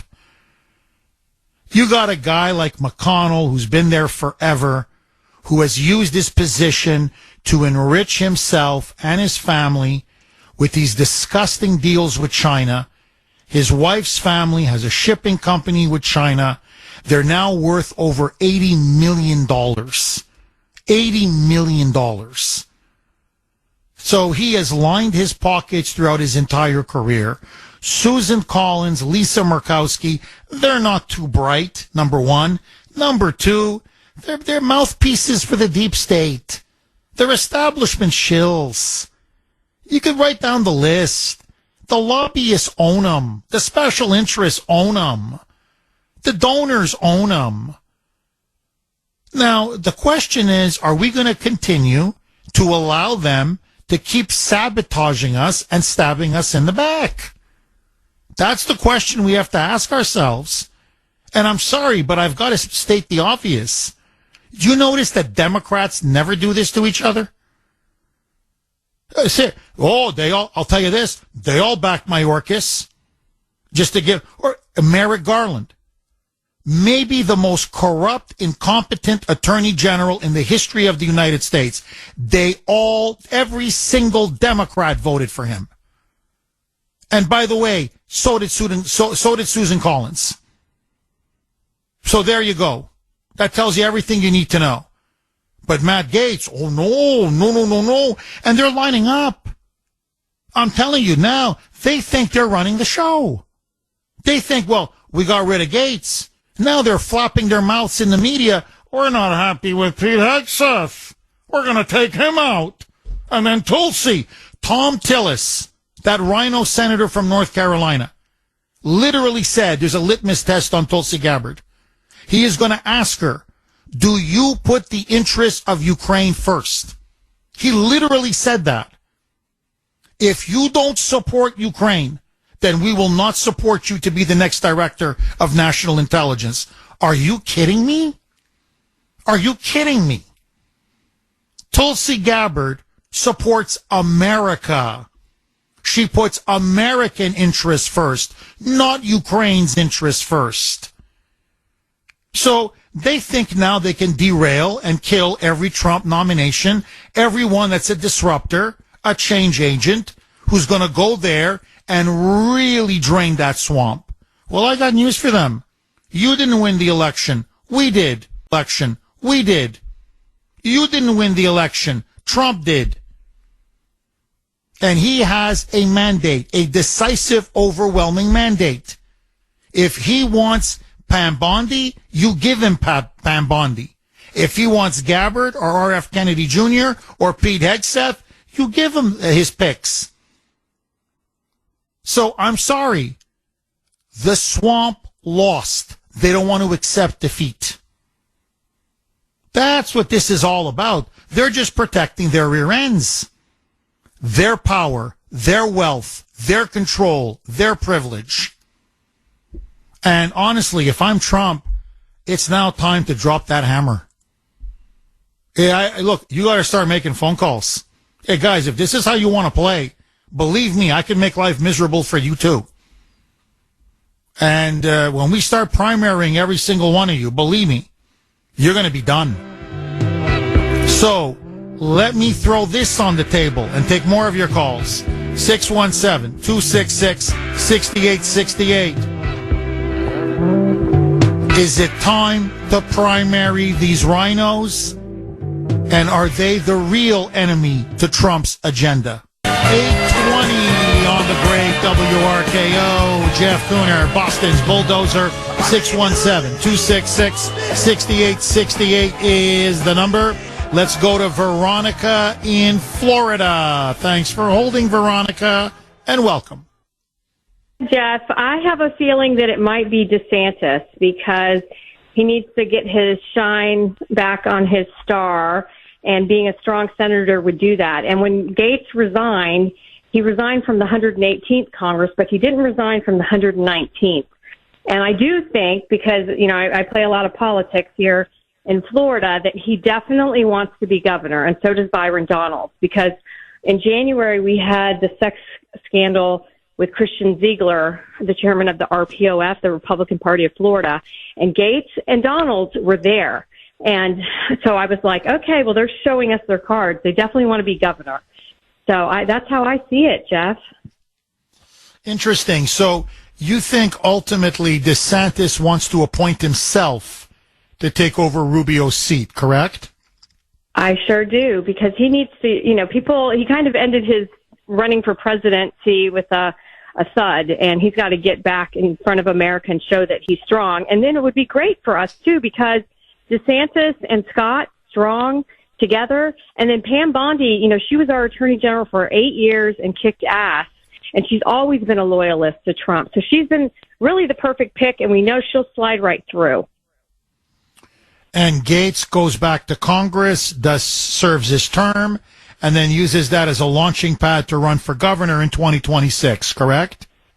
And that is what I've been hearing before all of this AG stuff happened. People have been talking about Gaetz for governor. And I know he wants it, even though he has said in interviews that he doesn't want it. I don't believe it. He was there in January when some hard decisions were happening here in Florida, replacing the chairman. And so was Byron Donalds. So I know those two want to be governor of Florida. Well, you know, I got to say this, Veronica, from what I've been told, and these are good place sources, J.D. Vance was taking Matt Gaetz around to try to, talk to senators, persuade them, get the lay of the land, make the case for Gaetz. And repeatedly, Vance is there doing everything he can. He wanted Gaetz to be the next AG. But Gaetz kept, in private with some of these senators saying, hey, look, guys, don't worry. If I don't have the votes, he was very sort of nonchalant. He said, look, if I don't have the votes, guys, don't kill yourselves. It's okay. Yeah. In other words, and he kept hinting exactly what you just said. Like, look, sure, I want to be AG. Don't get me wrong. But I don't want to burn Trump's presidency if that's what it means. Because really, I want to be governor of Florida. Like, you want, you're going to press me on my ultimate ambition. I want to be the next governor of Florida. And, say what you want. Look, AG is a phenomenal position for Matt, for Gaetz. But it would be very tough for him after being AG because it's such a polarizing position. It's a love or hate position. Half the country loves you, the other half hates you. You're a lightning rod. It's very hard once you're AG to either be governor or especially president. In fact, I've never heard of that. I've never heard of an attorney general ever becoming president of the United States. The only one that came close was Bobby Kennedy. He was JFK's attorney general. And then, he was assassinated tragically in 1968. But, unless you have that kind of star power, charisma, name, legacy, like a Kennedy, it's very hard to make the jump from AG to president. But from governor, it's done all the time. And so I think, look, Matt thinks he can run Florida even better than DeSantis, really bring a full MAGA agenda, and then be the MAGA heir to Trump after he becomes governor and become the next president. Final word to you, Veronica. What say you? I agree. And he has his wife, Ginger, and she does a lot of X spaces that I've been in, and she is like a Casey DeSantis. She fights for her man. And you saw yesterday, she was on X responding. It's not over. And we wanted Matt. I would have loved him. I was popping champagne corks. I said that when I called you when it was announced because he is a fighter. But he'll land on his feet. And the thing about Laura Trump, maybe she doesn't want to be senator. I know she said she would take the position, but our last RNC co-chair took an ambassadorship to a country, and she still has little kids, like Sarah Huckabee in Arkansas. They want to raise their kids and then get back into politics. Keep your toe at being an ambassador somewhere, and then there's plenty of time for her too. So the great thing about being a Republican is our bench is full of bright superstars, and Pam Bondi's a rock star, just so everybody knows. I'm in Florida. She is a frickin' rock star, and she's had Trump's back all along, so she's going to kick ass. That's what I've read. Yeah, that's what I've read, and that's what the Trump team has been telling me. So, no, Veronica, look, I think Pam Bondi's an outstanding choice. I mean, look, I got my hopes high. Did I want Matt Gaetz in there? Oh, yeah. But trust me, Pam Bondi is no slouch. If she gets confirmed, we've got someone really solid as AG. Veronica, thank you very much for that call. 617-266-6868 is the number. Okay, I want to continue to take some of your calls. And then, are we now on the road to World War III? Massive developments in Russia and Ukraine. But first, more of your calls next. 8:31 on the great WRKO. Jeff Kuhner, Boston's Bulldozer. 617-266-6868 is the number. Okay, Dave, our Western Pennsylvania correspondent, messaged me on Messenger saying, Jeff, please, can you say this on the air? Rhinos are closet communists. Democrats are open communists. Rhinos are basically closet communists. Look, and I think it's pretty obvious. I mean, at a minimum, they're Judases and traitors. And that's what they showed now in the way they behaved and the way they took down Matt Gaetz. So there's going to have to be a reckoning. And look, I think Trump now knows exactly what he's dealing with Thune as Senate Majority Leader or incoming Senate Majority Leader. And I think he now knows the 5, 6, 7 senators that he has to watch his back on every single issue, every single confirmation, every single move. 617-266-6868 is the number. Are you disappointed? Are you sad or are you relieved that Matt Gaetz will not be the next Attorney General? Ben on the North Shore. Thanks for holding, Ben, and welcome. Morning, Jeff. Yeah, I really wanted Matt Gaetz. However, I'm hoping that Pam Bondi will do just as good as a job as him. I think she will. I've been a fan of hers for quite a few years anyways. I think she's just a little less firestorm. But I think, I'm hoping anyways, I think that Matt Gaetz, by resigning and not resigning, but dropping out of the race, I think that what he's doing is he gave the President, Trump, some capital. Because as Marjorie Taylor Greene said, she was talking about the House and Senate members that had paid millions of dollars in the slush fund for these sexual things, and the Democrats are so much into this sex crap. Now, I think President Trump should, I think he can, but I don't know, let that list come out. If they do any of this again, say, I want my picks. You took care of Matt. Now, I want my picks, or the list will come out. I agree. Well, he's got no choice because they're trying to derail Pete Hegseth now with these, ridiculous allegations. Again, anonymous, 7 years ago at a hotel in Monterey, California. This woman, we don't know her name, claims that he raped her in a hotel room. The police investigated, said there was nothing to it. No charges were ever filed. So, I mean, again, it's the same playbook over and over again. And so if they're going to come out and say, oh, he's too politically suspect, potential sexual misconduct allegations, enough. Release the slush fund. I want to know who took money and how much money. And Marjorie Taylor Greene is right. End this hypocrisy once and for all. And if you do that, suddenly you watch. Every pick he wants gets confirmed. It's time to take the gloves off. This swamp is not going to relinquish power, easily. You have to rip their fingers off of that thing. And so Trump's he's got to go for their throat. And look, I can't stand Mitch McConnell. I can't stand John Cornyn or Susan Collins or Murkowski or, any of these rhinos. But, I mean, they went for Matt Gaetz's throat. I mean, they didn't let up. They were leaking and leaking and leaking. And they had, they conducted a whispering campaign. And, I mean, apparently, from what I'm reading, they were telling him to his face behind closed doors, you can hold a gun to our head. We're not voting for you. Do you understand? You are not ever going to be Attorney General. Get that idea out of your mind.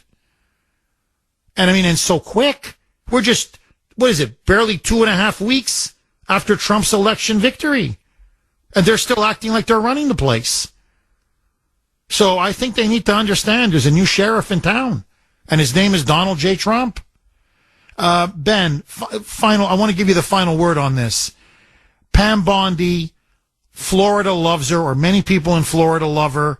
Trump has supreme confidence in her. Apparently, she was a very, very close number 2. He was going back and forth between Gaetz and her. Eventually, he went with Gaetz.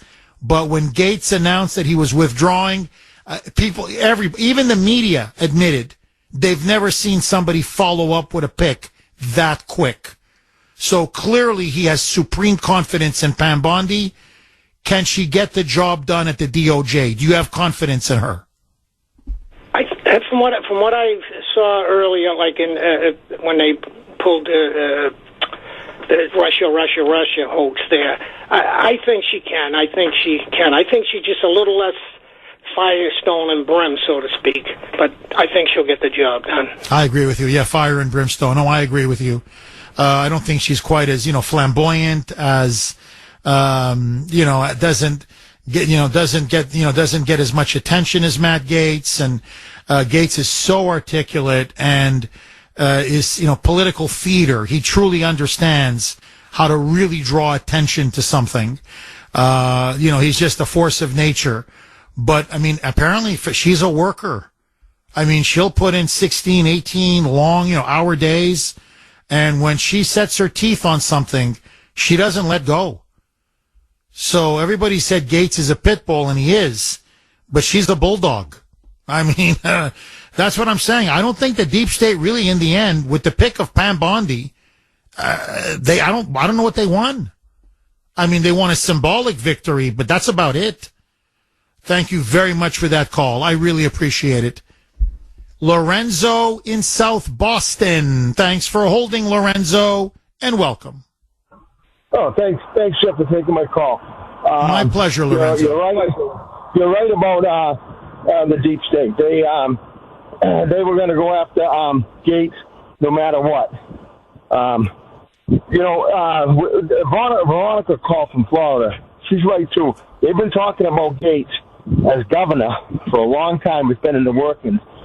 Now, she mentioned Byron Donaldson. My people in Florida have told me that they're trying to get him as a senator. Now, I don't think Ron DeSantis will go for that, but we'll see. But that's it. They've been pushing. And Matt Gaetz, they investigated him. It was Biden's DOJ, and everybody on that ethics committee is tied to Mitch McConnell. So you're 100% right. They've been after him. There's no question. No, they railroaded him. Look, Lorenzo, really, I'm choosing my words very, very carefully. What we saw yesterday was a political assassination. That's what it was. Okay, a legal, a political assassination by the rhinos in the Senate, led by McConnell and Cornyn. And that's what it was. Merrick Garland investigated Matt Gaetz. Listen to this. And I'm talking, dozens of lawyers and investigators for 2 years. 2 years on whether he slept with a 17-year-old girl at a party in Florida in 2017. Did he pay two girls, $10,000 to have sex with him? And did he use illicit drugs? And they could not get any corroborating evidence whatsoever. None. I even know the guy who's pushing these garbage allegations. He's in jail now. He's a crook. He's a crook. And part of his MO is lying about people and blackmailing people with lies. And he's in jail now for 15 years for all kinds of crimes that he committed. He's a Republican, sleazy Republican rhino politician. He's the guy that invented this smear against Gaetz. So it's garbage. The whole thing is garbage. And Merrick Garland said, look, guys, we're going to get our heads handed to us. Like, we're talking massive defamation lawsuit. It's time to drop this investigation. So the Democrats know it's BS. The rhinos knew it was BS. Mitch McConnell knows Matt Gaetz is an innocent man. He never slept with no 17-year-old girl. He wasn't doing crack cocaine. I mean, look, I know people. I've met people who do crack cocaine. They're not like Matt Gaetz. I mean, this guy is sharp as a whip. Articulate, hardworking. He goes to bed at 1, 2 in the morning. He's up at 6. He puts in long, brutal hours. Okay, I know people who are on crack or cocaine. You can't find them for days. So this idea that he was doing drugs, that he's paying women almost like prostitutes $10,000 to sleep with him, garbage. But that was just the excuse to vote against him. That's all. And look, how many times are you going to keep doing this to people? Lie, and we fall for it every time. So honestly, half of me, if you want to, sense, well, Kuhner's a little ambivalent this morning. Yeah, because half of me says you should have fought him. I mean, I'm just being honest with you. Part of me says, you know what, screw these guys. We're going to take it all the way to the mat, and I'm going to expose all of them for the liars and charlatans and frauds that they are. But look, Gaetz realized you don't want to use up Trump's political capital. Political capital is a precious thing, and Trump has a lot of battles to fight. So really, in the end, I commend Matt Gaetz. He fell on his sword for the president, for the agenda, for MAGA. And you want my honest opinion? I think he's now the front runner to be governor of Florida in 2026. He was a rock star before. Now he's a MAGA superstar. 8:49 on the great WRKO. Jeff Kuhner, Boston's Bulldozer. 617-266-6868 is the number. Okay, look, I know it's Friday. The weekend is almost here. We've got Thanksgiving next week, and we have a lot to be thankful for. And look, Trump has won a magnificent victory. I believe he saved our country. We dodged not just a bullet, but in many ways a nuke. However, there are very ominous clouds now developing in Europe, in particular, in Ukraine and Russia. And we talked about it extensively on Monday. We were ahead of the curve here on the Kuhner Report.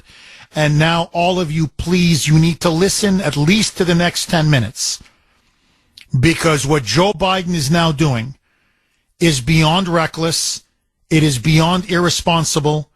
It is frankly criminal and impeachable. And I don't say this lightly. So, just to set the table, because you're going to say, Jeff, why are you talking about Joe Biden meeting with the Boston Celtics? Why are you talking about Joe Biden in Brazil regarding the G20 summit?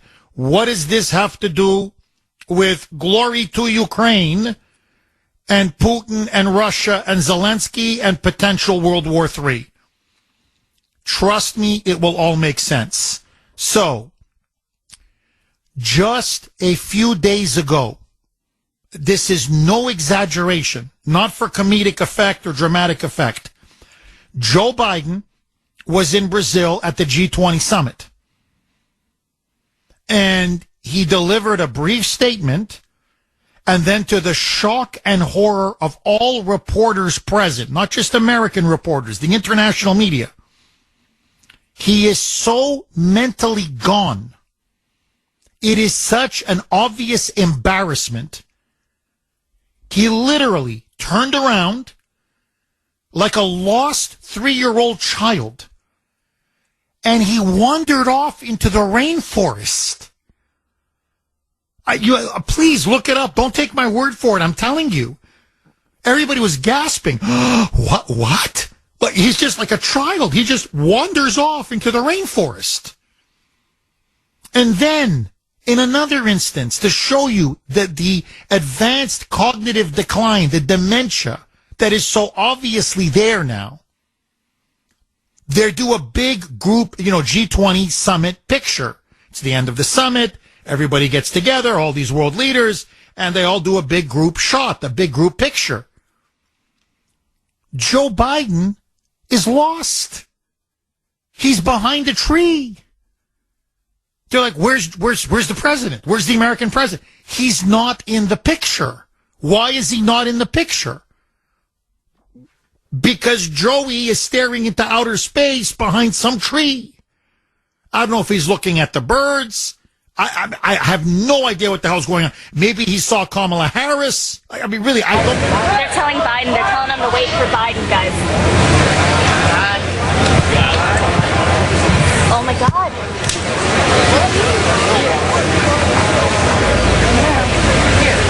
Do you see him, Joe? Far left. Left to the left of the palm tree. Oh my God. But they took it. Yep.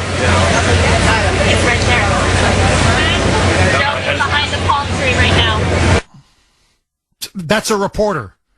That's a reporter. What you hear saying, oh my God, oh my God. In other words, where's the president? Oh my God, he's behind the palm tree. Oh my God. Like, the president is lost. He's confused. They can't find him. They're waiting for him in the G20 picture summit. Sorry, the G20 summit picture. And they're like, where's the president? Oh, he's all by himself. He's wandering off. He's behind the tree. Oh my God. Like, in other words, Jill wasn't holding him. His handlers weren't holding him. So he's just walking into the rainforest. That's how far gone this guy is. Now, to set this up, okay? Yesterday, he met with the world basketball champion, NBA champion, Boston Celtics. Yeah, baby, the boys delivered, okay? So they go to the White House. Now, he's not joking. He doesn't know who they are. He doesn't know why they're there. Listen to Joe Biden. They put him in front of a podium. The Celtics players come up behind him. And listen for yourself. Roll cut 1, Mike. I didn't know any of these guys behind me, but they just showed up. I don't know where the hell they came from. The balls. You're Celtic, right? And that's a nervous laugh. Like, right? The Celtics, yeah? That's, yeah? Yeah? Okay. Why did these guys show up behind me? Why are they here? And you can see, you can see the faces. Yeah, he almost called them the Bulls, the Chicago Bulls. And you can see on the Celtics players, the audio doesn't do it quite justice. You need the visual. The Celtics players, all their faces look extremely uncomfortable. Like, I don't think he knows who we are. I don't even think he knows why we're here. Like, and then, listen to this. Joe Biden, no joke, as he would say, no joke, wanders off the stage to play basketball. And he's grabbing a basketball. But then he loses the basketball. Roll the cut, Mike. Okay, we don't have the cut. Okay, no worries. So anyway, so he's got the ball and he starts dribbling, but then he loses the ball. I mean, everybody is looking at him. He's lost his marbles. I don't know how else to put it. Mentally, he's not there anymore. Now, why am I mentioning all this? Because this is the man who gave the order. Obviously, it was the generals that pushed him. Obviously, it was people behind the scenes, the war hawks, that pushed him. It was his controllers, his puppet masters that pushed him. This guy's not making any decision on his own. But the fact of the matter is, this senile buffoon, this international laughingstock, gave the green light for Ukraine and the Zelensky regime to launch U.S.-made long-range supersonic missiles deep inside Russian territory. Now, and then they did it.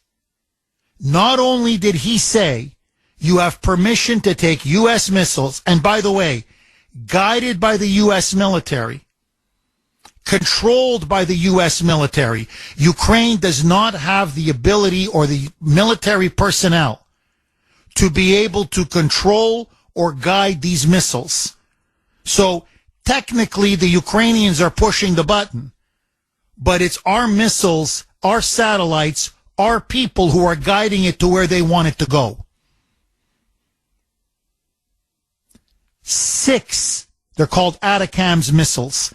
6 ATACMS missiles struck Russian territory. 5 allegedly either were shot down or missed their targets. The 6th one, though, hit a military depot, an ammunition center. Vladimir Putin then came out and addressed the country. And what he said was, we are now at war with the United States and NATO.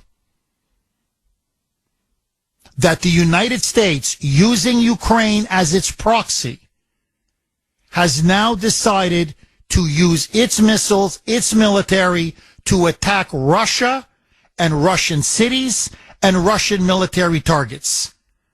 This was then unbelievably followed up by Great Britain. This is the biggest story in Europe. Yesterday, I was on Irish radio. in Dublin. And before I got on, I spoke with some of the producers.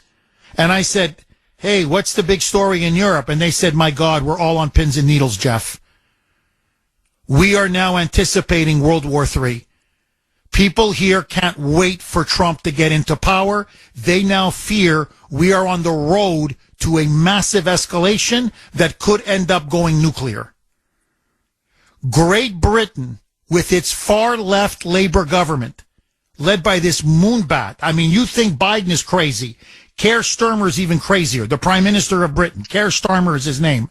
Starmer. S-T-A-R-M-E-R. Gave the same permission to the Zelensky regime to fire off, these are British-made, what they're called Shadow Storm missiles. And Zelensky then fired 8 of those into Russian territory.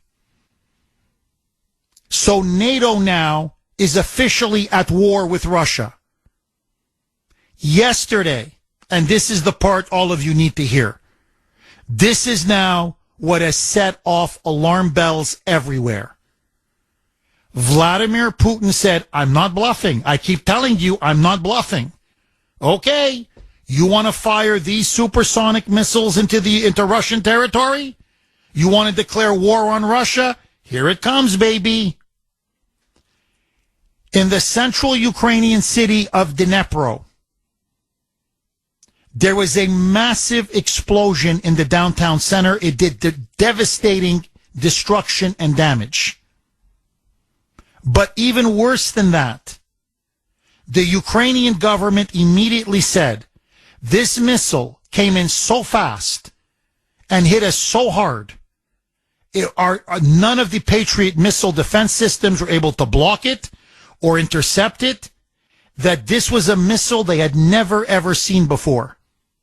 They initially said it was an intercontinental ballistic missile. Europe was now petrified. U.S. intelligence community couldn't believe this was an ICBM. Remember, an ICBM is the missile that goes into outer space and then comes back into Earth, and it's what you put a nuclear warhead on. But it wasn't an ICBM. It was something even more dangerous and more deadly. Vladimir Putin, in a televised address last night to the entire Russian people, said that Russia now, for the first time, has unleashed what they call their Oleshnik hypersonic missile. It's not an ICBM, it's what they call an IRBM. According to the Russians, now this may be wartime propaganda, so take everything what they say with a grain of salt, just like you should take everything what our side says with a grain of salt. Remember the old truth. The old saying, truth is the first casualty of war. So both sides are lying. But the point is, this is what he said, that Russia now has developed the most advanced hypersonic missile in the world. That in fact it is so fast and so maneuverable that there is no defense system that can shoot it down. And that this is what they launched into Dnipro, into central Ukraine. Now, if true, and it looks like it is true, what Russia has now done is fired a very dangerous shot across the bow. Because what Putin has now told Ukraine, but in particular, the United States, Great Britain, and NATO, we have a missile that you cannot intercept. We have a missile that if we put a low-yield nuclear warhead to, that could strike any Ukrainian city, or for that matter, any NATO city, and literally blow it to smithereens. A low-yield nuclear attack. As I said on Irish radio yesterday, it would be the equivalent of Chernobyl. where you would see maybe 100,000 people dead and devastating radiation in the local area. So it wouldn't be a full nuclear strike. It would be, a semi-tactical nuclear strike. But the fact of the matter is, Russia now has dramatically escalated and expanded the war because Biden ordered the war to be escalated and expanded. And so right now, my friends, we are on the road to potential World War III. And to show you how bad it is, we're almost there. If we don't pull back from the brink, we're going to be there. This is Maria Zakharova. She's a spokesperson for the Russian Foreign Ministry. And there is an American base in Poland that in particular is not just supplying the Ukrainians with all these weapons and missiles, but is also guiding these missiles and directing these missiles and controlling these missiles. Now, she says it in Russian. We don't have the translation, but I want you to hear what she says. And then during the podcast, if you re-listen to it, go and translate it for yourself if you don't believe my translation or what has been translated on her behalf. Here is exactly what she says in Russian. Please listen, because I'll translate it when she's done. Roll cut 30, Mike. По моменту американо-натовский долгострой, шедший без малого десятилетия, при полном игнорировании российских озабоченностей в сфере безопасности, все эти годы являлся предметом нашего самого пристального внимания, прежде всего с точки зрения заблаговременной подготовки компенсирующих контрмер. И с учетом характера и уровня угроз, возникающих от подобного рода западных военных объектов, база противоракетной обороны в Польше давно пополнила список приоритетных целей для потенциального поражения, что при необходимости может быть обеспечено широким спектром новейших вооружений. Okay. What she's saying is that nuclear war is going to come, that the U.S. base in Poland has now been added to a list of priority targets for potential destruction. That the Russian government now has come out and said, we're acknowledging reality. And the reality is that the United States and NATO, using Ukraine as a proxy, have now declared war on Russia and the Russian people. So we now are at war with you. And because we are now at war with you, we are going to unleash missiles from hell. These hypersonic missiles that could potentially have low-yield warheads put on them, or if need be, high-yield warheads put on them.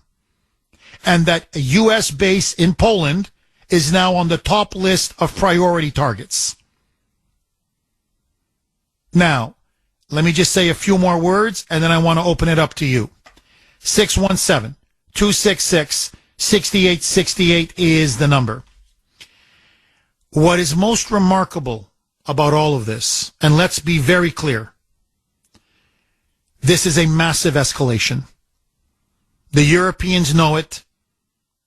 They are now in Sweden, okay, to show you how bad it is. In Sweden, the government now is giving out manuals to every Swedish citizen to prepare for nuclear war and what to do should there be radiation fallout. Other countries now bordering Russia are now giving out the same manuals to their citizens. The Europeans now fear that we are 1 minute towards midnight. Now, Biden himself said, and I can play you the cut, several months ago, that the reason why he would never give the go-ahead, the green light, to launch these ATACMS long-range supersonic missiles into Russian territory, his words, not mine, this would lead to the road towards World War III. His words.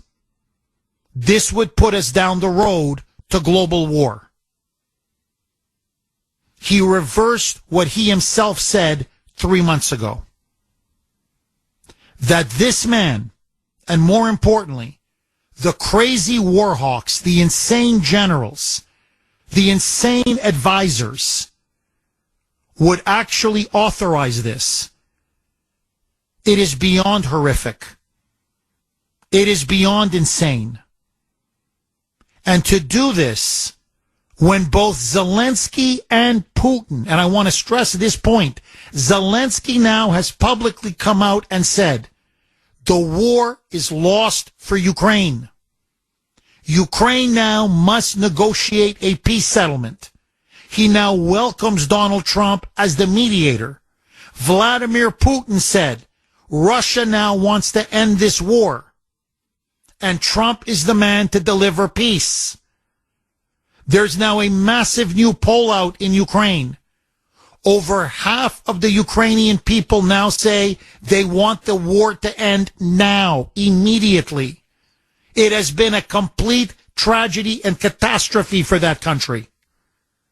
So, the Ukrainians want peace. The Russians want peace. Zelensky, in theory, wants peace. Putin, in theory, wants peace. And yet, what did Biden and the deep state do? They escalated and they expanded, to which now Putin has responded with a massive escalation and expansion. And the reason why they're doing this, Biden in particular, or the people around Biden, and this is what is to me beyond obscene, it is criminal, it is impeachable. And whether we get Kamala Harris or not, to me, is irrelevant, because I think she's part of this cabal as well. They want to lock Trump into a war with Russia. They want to sabotage Trump's presidency from day one. And how do you do that? You so escalate the war between Ukraine and Russia that there's no going back. If Russia decides to drop a low-yield nuclear missile into Ukraine, Trump will have no choice. NATO will have no choice. The West will have no choice but to then respond in kind. And this will lead to World War III. It will consume and destroy Trump's presidency. That Biden and his people would even think of doing this, never mind actually doing it. It is a crime against humanity. My friends, this is now World War III watch. 9:20 on the great WRKO. Jeff Kuhner, liberalism's worst nightmare, baby. 617-266-6868 is the number. Okay, the Biden regime is now becoming the world's worst nightmare. Many of you have been texting, emailing the Kuhner man, saying, Jeff, are these simply your opinions, or does Trump and his national security team feel the same way? Look, I don't want to speak for President Trump. It would be, impertinent of me. But look, let me just say this. His team and Trump himself are convinced, and they're right. I'm telling you, they're not 100, as I like to say. They're 1,000% correct. That Biden now is deliberately trying to sabotage his presidency. That he wants to lock him into a massive war, an escalating all-out war between Ukraine and Russia, because he knows then it will destroy Trump's presidency.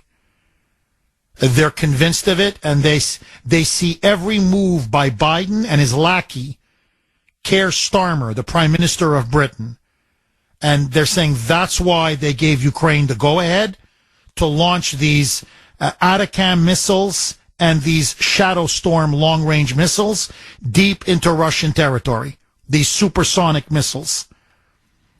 And Putin, of course, had to respond. The nationalists were demanding a response, saying this is an invasion of Russia, an invasion of their sovereignty, and an attack, a direct attack by NATO, the United States, and Britain through their proxy Ukraine. And the Russian people demanded a strong response. And man, did Putin do. I mean, you want to talk about a strong response. The only thing worse would have been an actual nuclear missile attack. He unleashed their Oreshnik missile, hypersonic missile. The Russians claim it is an untouchable missile, that it cannot be shot down. And this is the kind of missile that you either put a high-yield or a low-yield nuclear warhead on. So what Putin essentially said is, look, you keep dropping these missiles, and you're going to see a couple cities vaporized. The message could not have been clearer or stronger or sterner. Furthermore, Dmitry Medvedev, who was the former president of Russia, really the number 2 man in Russia under Putin, went on X and literally showed video footage of this hypersonic missile hitting the central Ukrainian city of Dnipro. And this is what he wrote in English.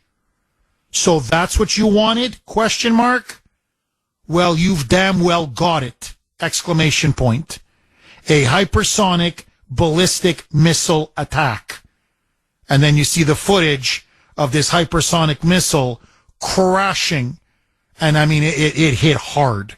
It did a tremendous amount of damage in this central Ukrainian city.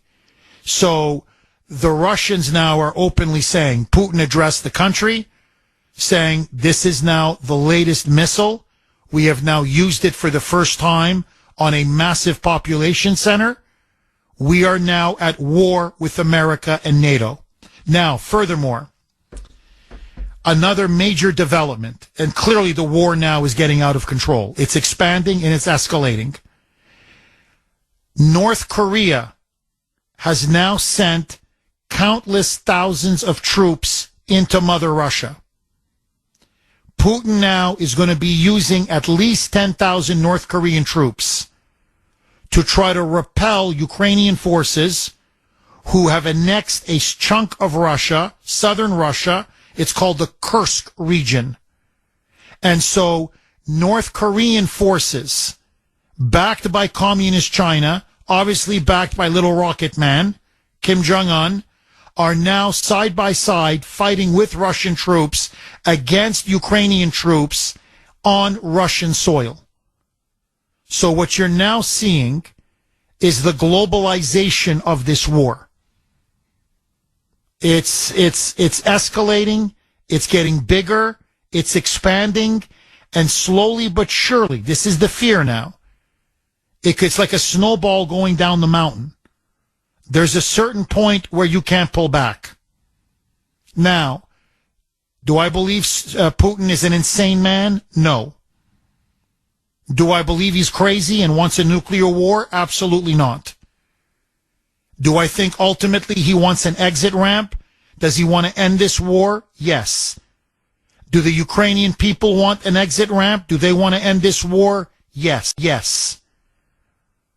The problem is NATO and our deep state and the British government.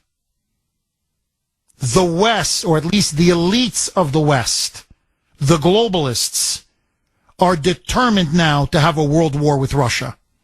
There's no other way I can read this evidence. And if we continue, I'm telling you we're going to get one. And as Tucker Carlson rightly said, and Glenn Greenwald, both of them said, that Biden and the Democrats and deep staters would be willing to literally risk World War III simply to paralyze and cripple Trump's presidency is beyond evil. It's something I never thought, it's something out of a novel, out of a Tom Clancy novel. And that's why the peace movement now must be reawakened here in America and across Europe. And you're already seeing it. Many American patriots are writing Putin saying, please understand, we want peace, we don't want war. 9:32 on the great WRKO. Jeff Kuhner, Boston's Bulldozer. 617-266-6868 is the number. Okay, I promise I'm going to get to all of your calls, but first, joining us now, as she always does at this time, she is the co-founder, president, CEO of Kelly Financial Services, and yes, that is her beautiful name, Kelly. Kelly, how are you? Good morning, Jeff. I am good. A lot of tax planning for retirees should be completed by December 31st, not April 15th. Taking required minimum distributions, Roth conversions, realizing investment losses and gains, and making donations to a qualified charity all have deadlines at the end of the year. Staying on track to meet those deadlines will minimize penalties and maximize benefits. The team at Kelly Financial can help you understand the different tax rules in relation to your investments. We also have a free investor guide called Tax Strategies for Retirement, which outlines tax efficiencies that may enable you to keep more of your wealth in your pocket. For the guide and a complimentary consultation with a Kelly advisor, give us a call or email kelly@kellyfinancial.org. Jeff, I will continue this conversation with our Kelly advisors tomorrow morning at 9 a.m. on Safe Money Strategies Radio. Do tune in or go to our website for our Radio Rewind. Jeff, thank you again for a wonderful Thanksgiving feast last Sunday. Have a great weekend. Have a great weekend. God bless you, Kelly. If you want to get a free investor guide, please, I urge all of you, call 888-800-1881, 888-800-1881, or you can email Kelly herself at kelly@kellyfinancial.org. Okay, just super quick, because you need to know this. This is not what the media wants you to know, because they're in the tank for Joe Biden. And as you know, my fear, ever since Joe Biden was installed as the puppet president, that God forbid he would lead us to World War III, that he would get us all killed. Well, this is now this is Valery Zaluzhny. He is Ukraine's former military commander-in-chief, their top general. He got sacked by Zelensky about 6 months ago, because he publicly condemned Zelensky's conduct of the war, saying that he sacrificed hundreds of thousands of Ukrainian men in the meat grinder in this folly of an offensive in the East. And so, by the way, he's the most popular military man in all of Ukraine, saying it was a massive strategic mistake and that it needlessly squandered the lives of countless Ukrainian men and boys. And for this, Zelensky, because he's a thug, sacked him. Zaluzhny now has given an interview. So remember, this is Ukraine's top general. I mean, he's an ex-general now, but he's their most revered military figure. Quote, World War III has officially begun. He said now that there is no question that after firing off these U.S. and British Atacam and Shadow Storm missiles into Russia, and Russia now turning around with its intermediate range ballistic missile hypersonic attack. He said, and with the North Korean troops now pouring into Russia to fight Ukrainian troops. He says, whether the West wants to admit it, whether the world wants to admit it, World War III has officially begun. Now, I can just tell you this. President Trump is using emissaries to tell Putin, hang on, and to tell Zelensky, I'm coming to power in 60 days. Don't blow each other up. There is a peace deal to be made. Don't fall into Biden's trap. And hopefully, saner, cooler heads will prevail. But I want to be crystal clear on this. The war now is dangerously, recklessly irresponsibly escalating and expanding. And the blame goes on one man and one man alone. And that's dementia Joe Biden. And that lunatic and the warmongers around him are so desperate to cling to power, and they're so desperate to undermine and cripple Trump's incoming presidency, that they are literally now taking us down the road to World War III. And that is, to me, the most unforgivable sin of all. And if the Republicans had any guts, if they had any stones, they would be impeaching this guy yesterday. Agree, disagree? Let me ask all of you. Do you now fear the possibility of a world war?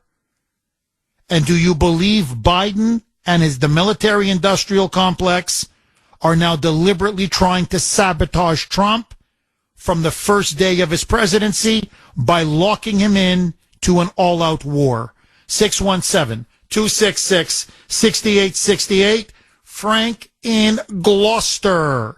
Thanks for holding, Frank, and welcome. Yeah, Jeff. We're all going to die. We're all going to die. Relax. In 2 months, Trump will give Putin whatever he wants and end of it. Relax. Don't be afraid. Well, you can't give me that assurance. You can't give me that guarantee. No, you can't. Because you're an idiot. You don't know anything what's going on. So tell that to the Daily Telegraph. Tell that to Le Monde. Tell that, I could run down all the newspapers in Europe. Tell that to the Foreign Ministry of Italy, of Berlin, of Paris, every capital, of Warsaw. Tell that to the people in Stockholm and Sweden. Your guy is dramatically escalating a war that Ukraine has lost, a war that the Ukrainians now want a negotiated deal, a war that the Russians want a negotiated deal. So to be sending these missiles and launching them into Russia is grossly reckless and irresponsible. Now, do I think there will be World War III? No. And I'll tell you why. Because I think Putin is the adult. Putin is rational enough to understand that this is a trap set for him by Biden. But I got news for you. Your guy lost. Your candidate lost. You kept calling this show like an idiot, saying, oh, Trump's going to lose. Trump's going to lose. And Trump won. And now you're going to tell us, you're going to give us a reassurance from in your pajamas, in your basement in Gloucester, that this may not lead to a nuclear war? Tell me, how come the Russians are worried about a nuclear war? How come the Ukrainians are worried about a nuclear war? How come the Eastern Europeans are worried about a nuclear war? How come the Europeans are worried about a nuclear war? And all of this completely and utterly unnecessary. And by the way, because you're stupid, let me educate you. This idea that Trump is going to give Putin whatever he wants, bull crap. Bull crap. Like Russia collusion was bull crap.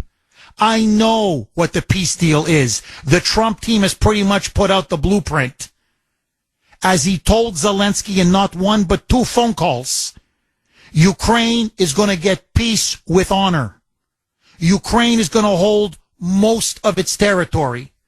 Ukraine is going to emerge from this war slightly smaller, but truly independent and sovereign. Putin is not going to get much at the negotiating table. He'll get something because they've won the war, but he's not going to get much.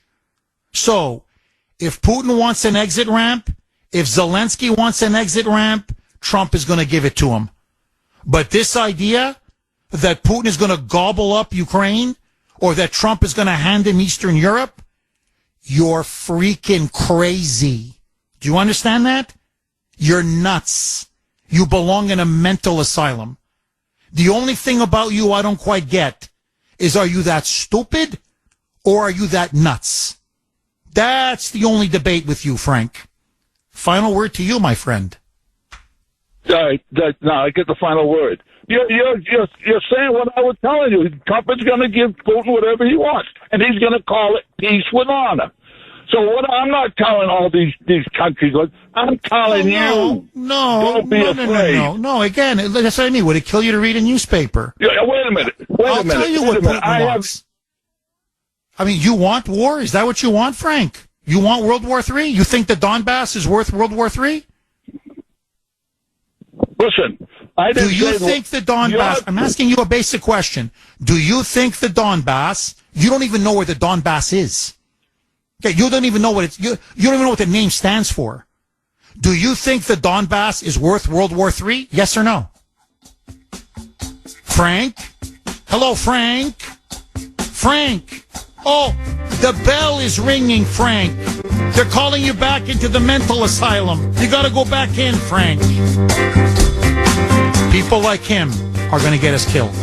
9:48 on the great WRKO. Jeff Kuhner, Boston's Bulldozer, 617-266-6868. You can also text us 70470. This is from 917. Jeff, Biden and the globalist elite are not risking nuclear war. They are engineering it. Well, that's my fear, and that's Trump's fear. Okay, very quickly, I want to get 603, and then I'm going to go to the phone lines. Jeff, the missile that Russia struck Ukraine with was, in Putin's words, a quote-unquote demonstration of their missile capability. It was a hypersonic mid-range, it's pronounced MIRV, MRV, MIRV multiple reentry vehicle that releases several smaller warheads for multiple strikes and travels at a minimum, of Mach 10. The Atacams we guided on Tuesday and the UK guided Storm Shadows on Wednesday are woefully slow in comparison. The Pentagon has mocked Russia's capabilities, saying they're not that fast. Well, yesterday they were shown different. And these aren't even their big missiles. One silver lining, Jeff, is that Trump is in talks behind the scenes trying to keep the peace with Putin and asking him to show restraint until he regains the White House. But Russia can only take so much. That's my fear. That's why you sense anger in the Kuhner man's voice. Because this is so irresponsible and so reckless and so unnecessary. 617-266-6868. Margaret in New Jersey. Thanks for holding, Margaret, and welcome. Jeff, this is the assassination on Trump administration and President Trump. We believe this is the last straw of snake bite. This is the last time. If they're going to do it, anything, and Biden has a lot of things to cover up in Ukraine, there'll be no place to hide for him. I'm telling you. The lab, everything what was happening, the lies, the all cover up. This is awful. Margaret, do you think that Putin can be restrained enough by Trump and others to wait until January 20th? The pro-life, he loves, he's a nationalist, he's loving people. I believe, he's going to do anything, to save people's lives, not, to shed the blood of young people. No. Margaret, I agree with you. He doesn't want to risk World War III. I agree with you.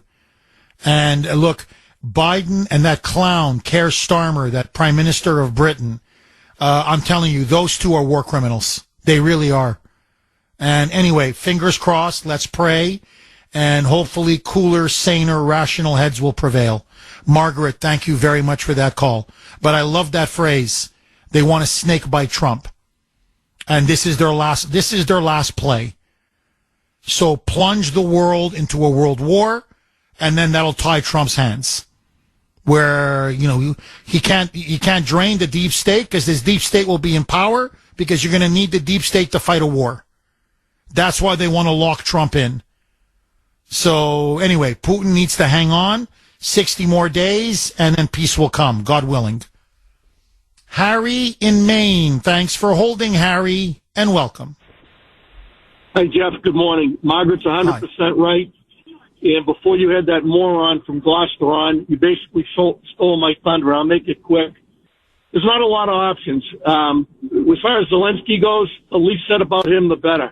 He's going to pull another Afghanistan. What's the guy's name? Kazan, that was the president. He's going to take the money and he's going to disappear. So forget about him. He's a non-factor as far as I'm concerned. But you hit it on the head.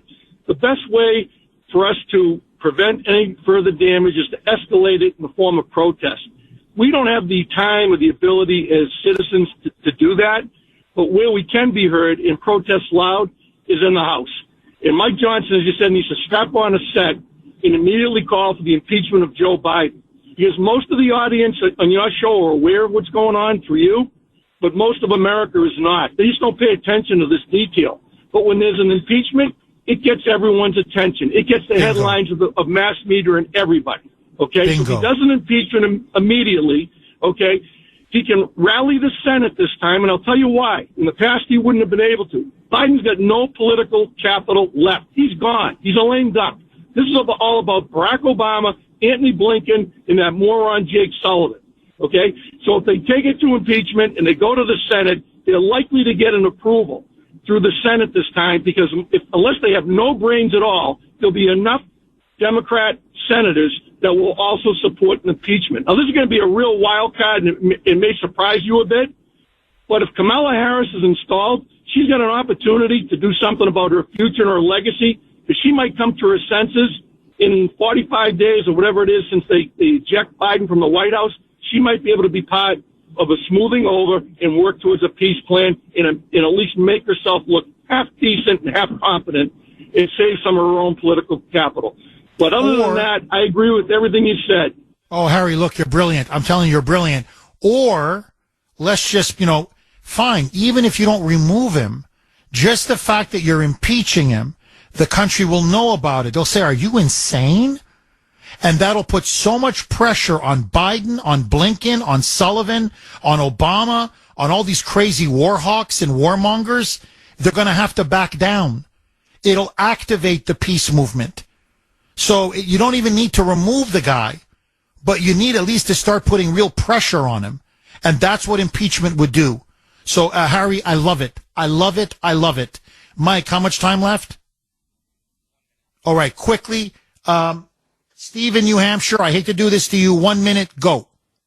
Okay, just like to know, is there any possible way that Trump... Please don't swear, Steve, don't swear. Just say crap or poop but I hear you. Look, the Burisma, the corruption, the bribery, all of that, yes. Yes. And to be honest, that's part of the reason why he wanted Gaetz. Gaetz would have gone after Biden. But here's the dirty little secret. Pam Bondi knows about Biden's corruption, and she can't stand it as well. So I don't think they dodged the proverbial bullet with Gaetz. I think Biden's in trouble. Bondi's going to go after him. Bye-bye.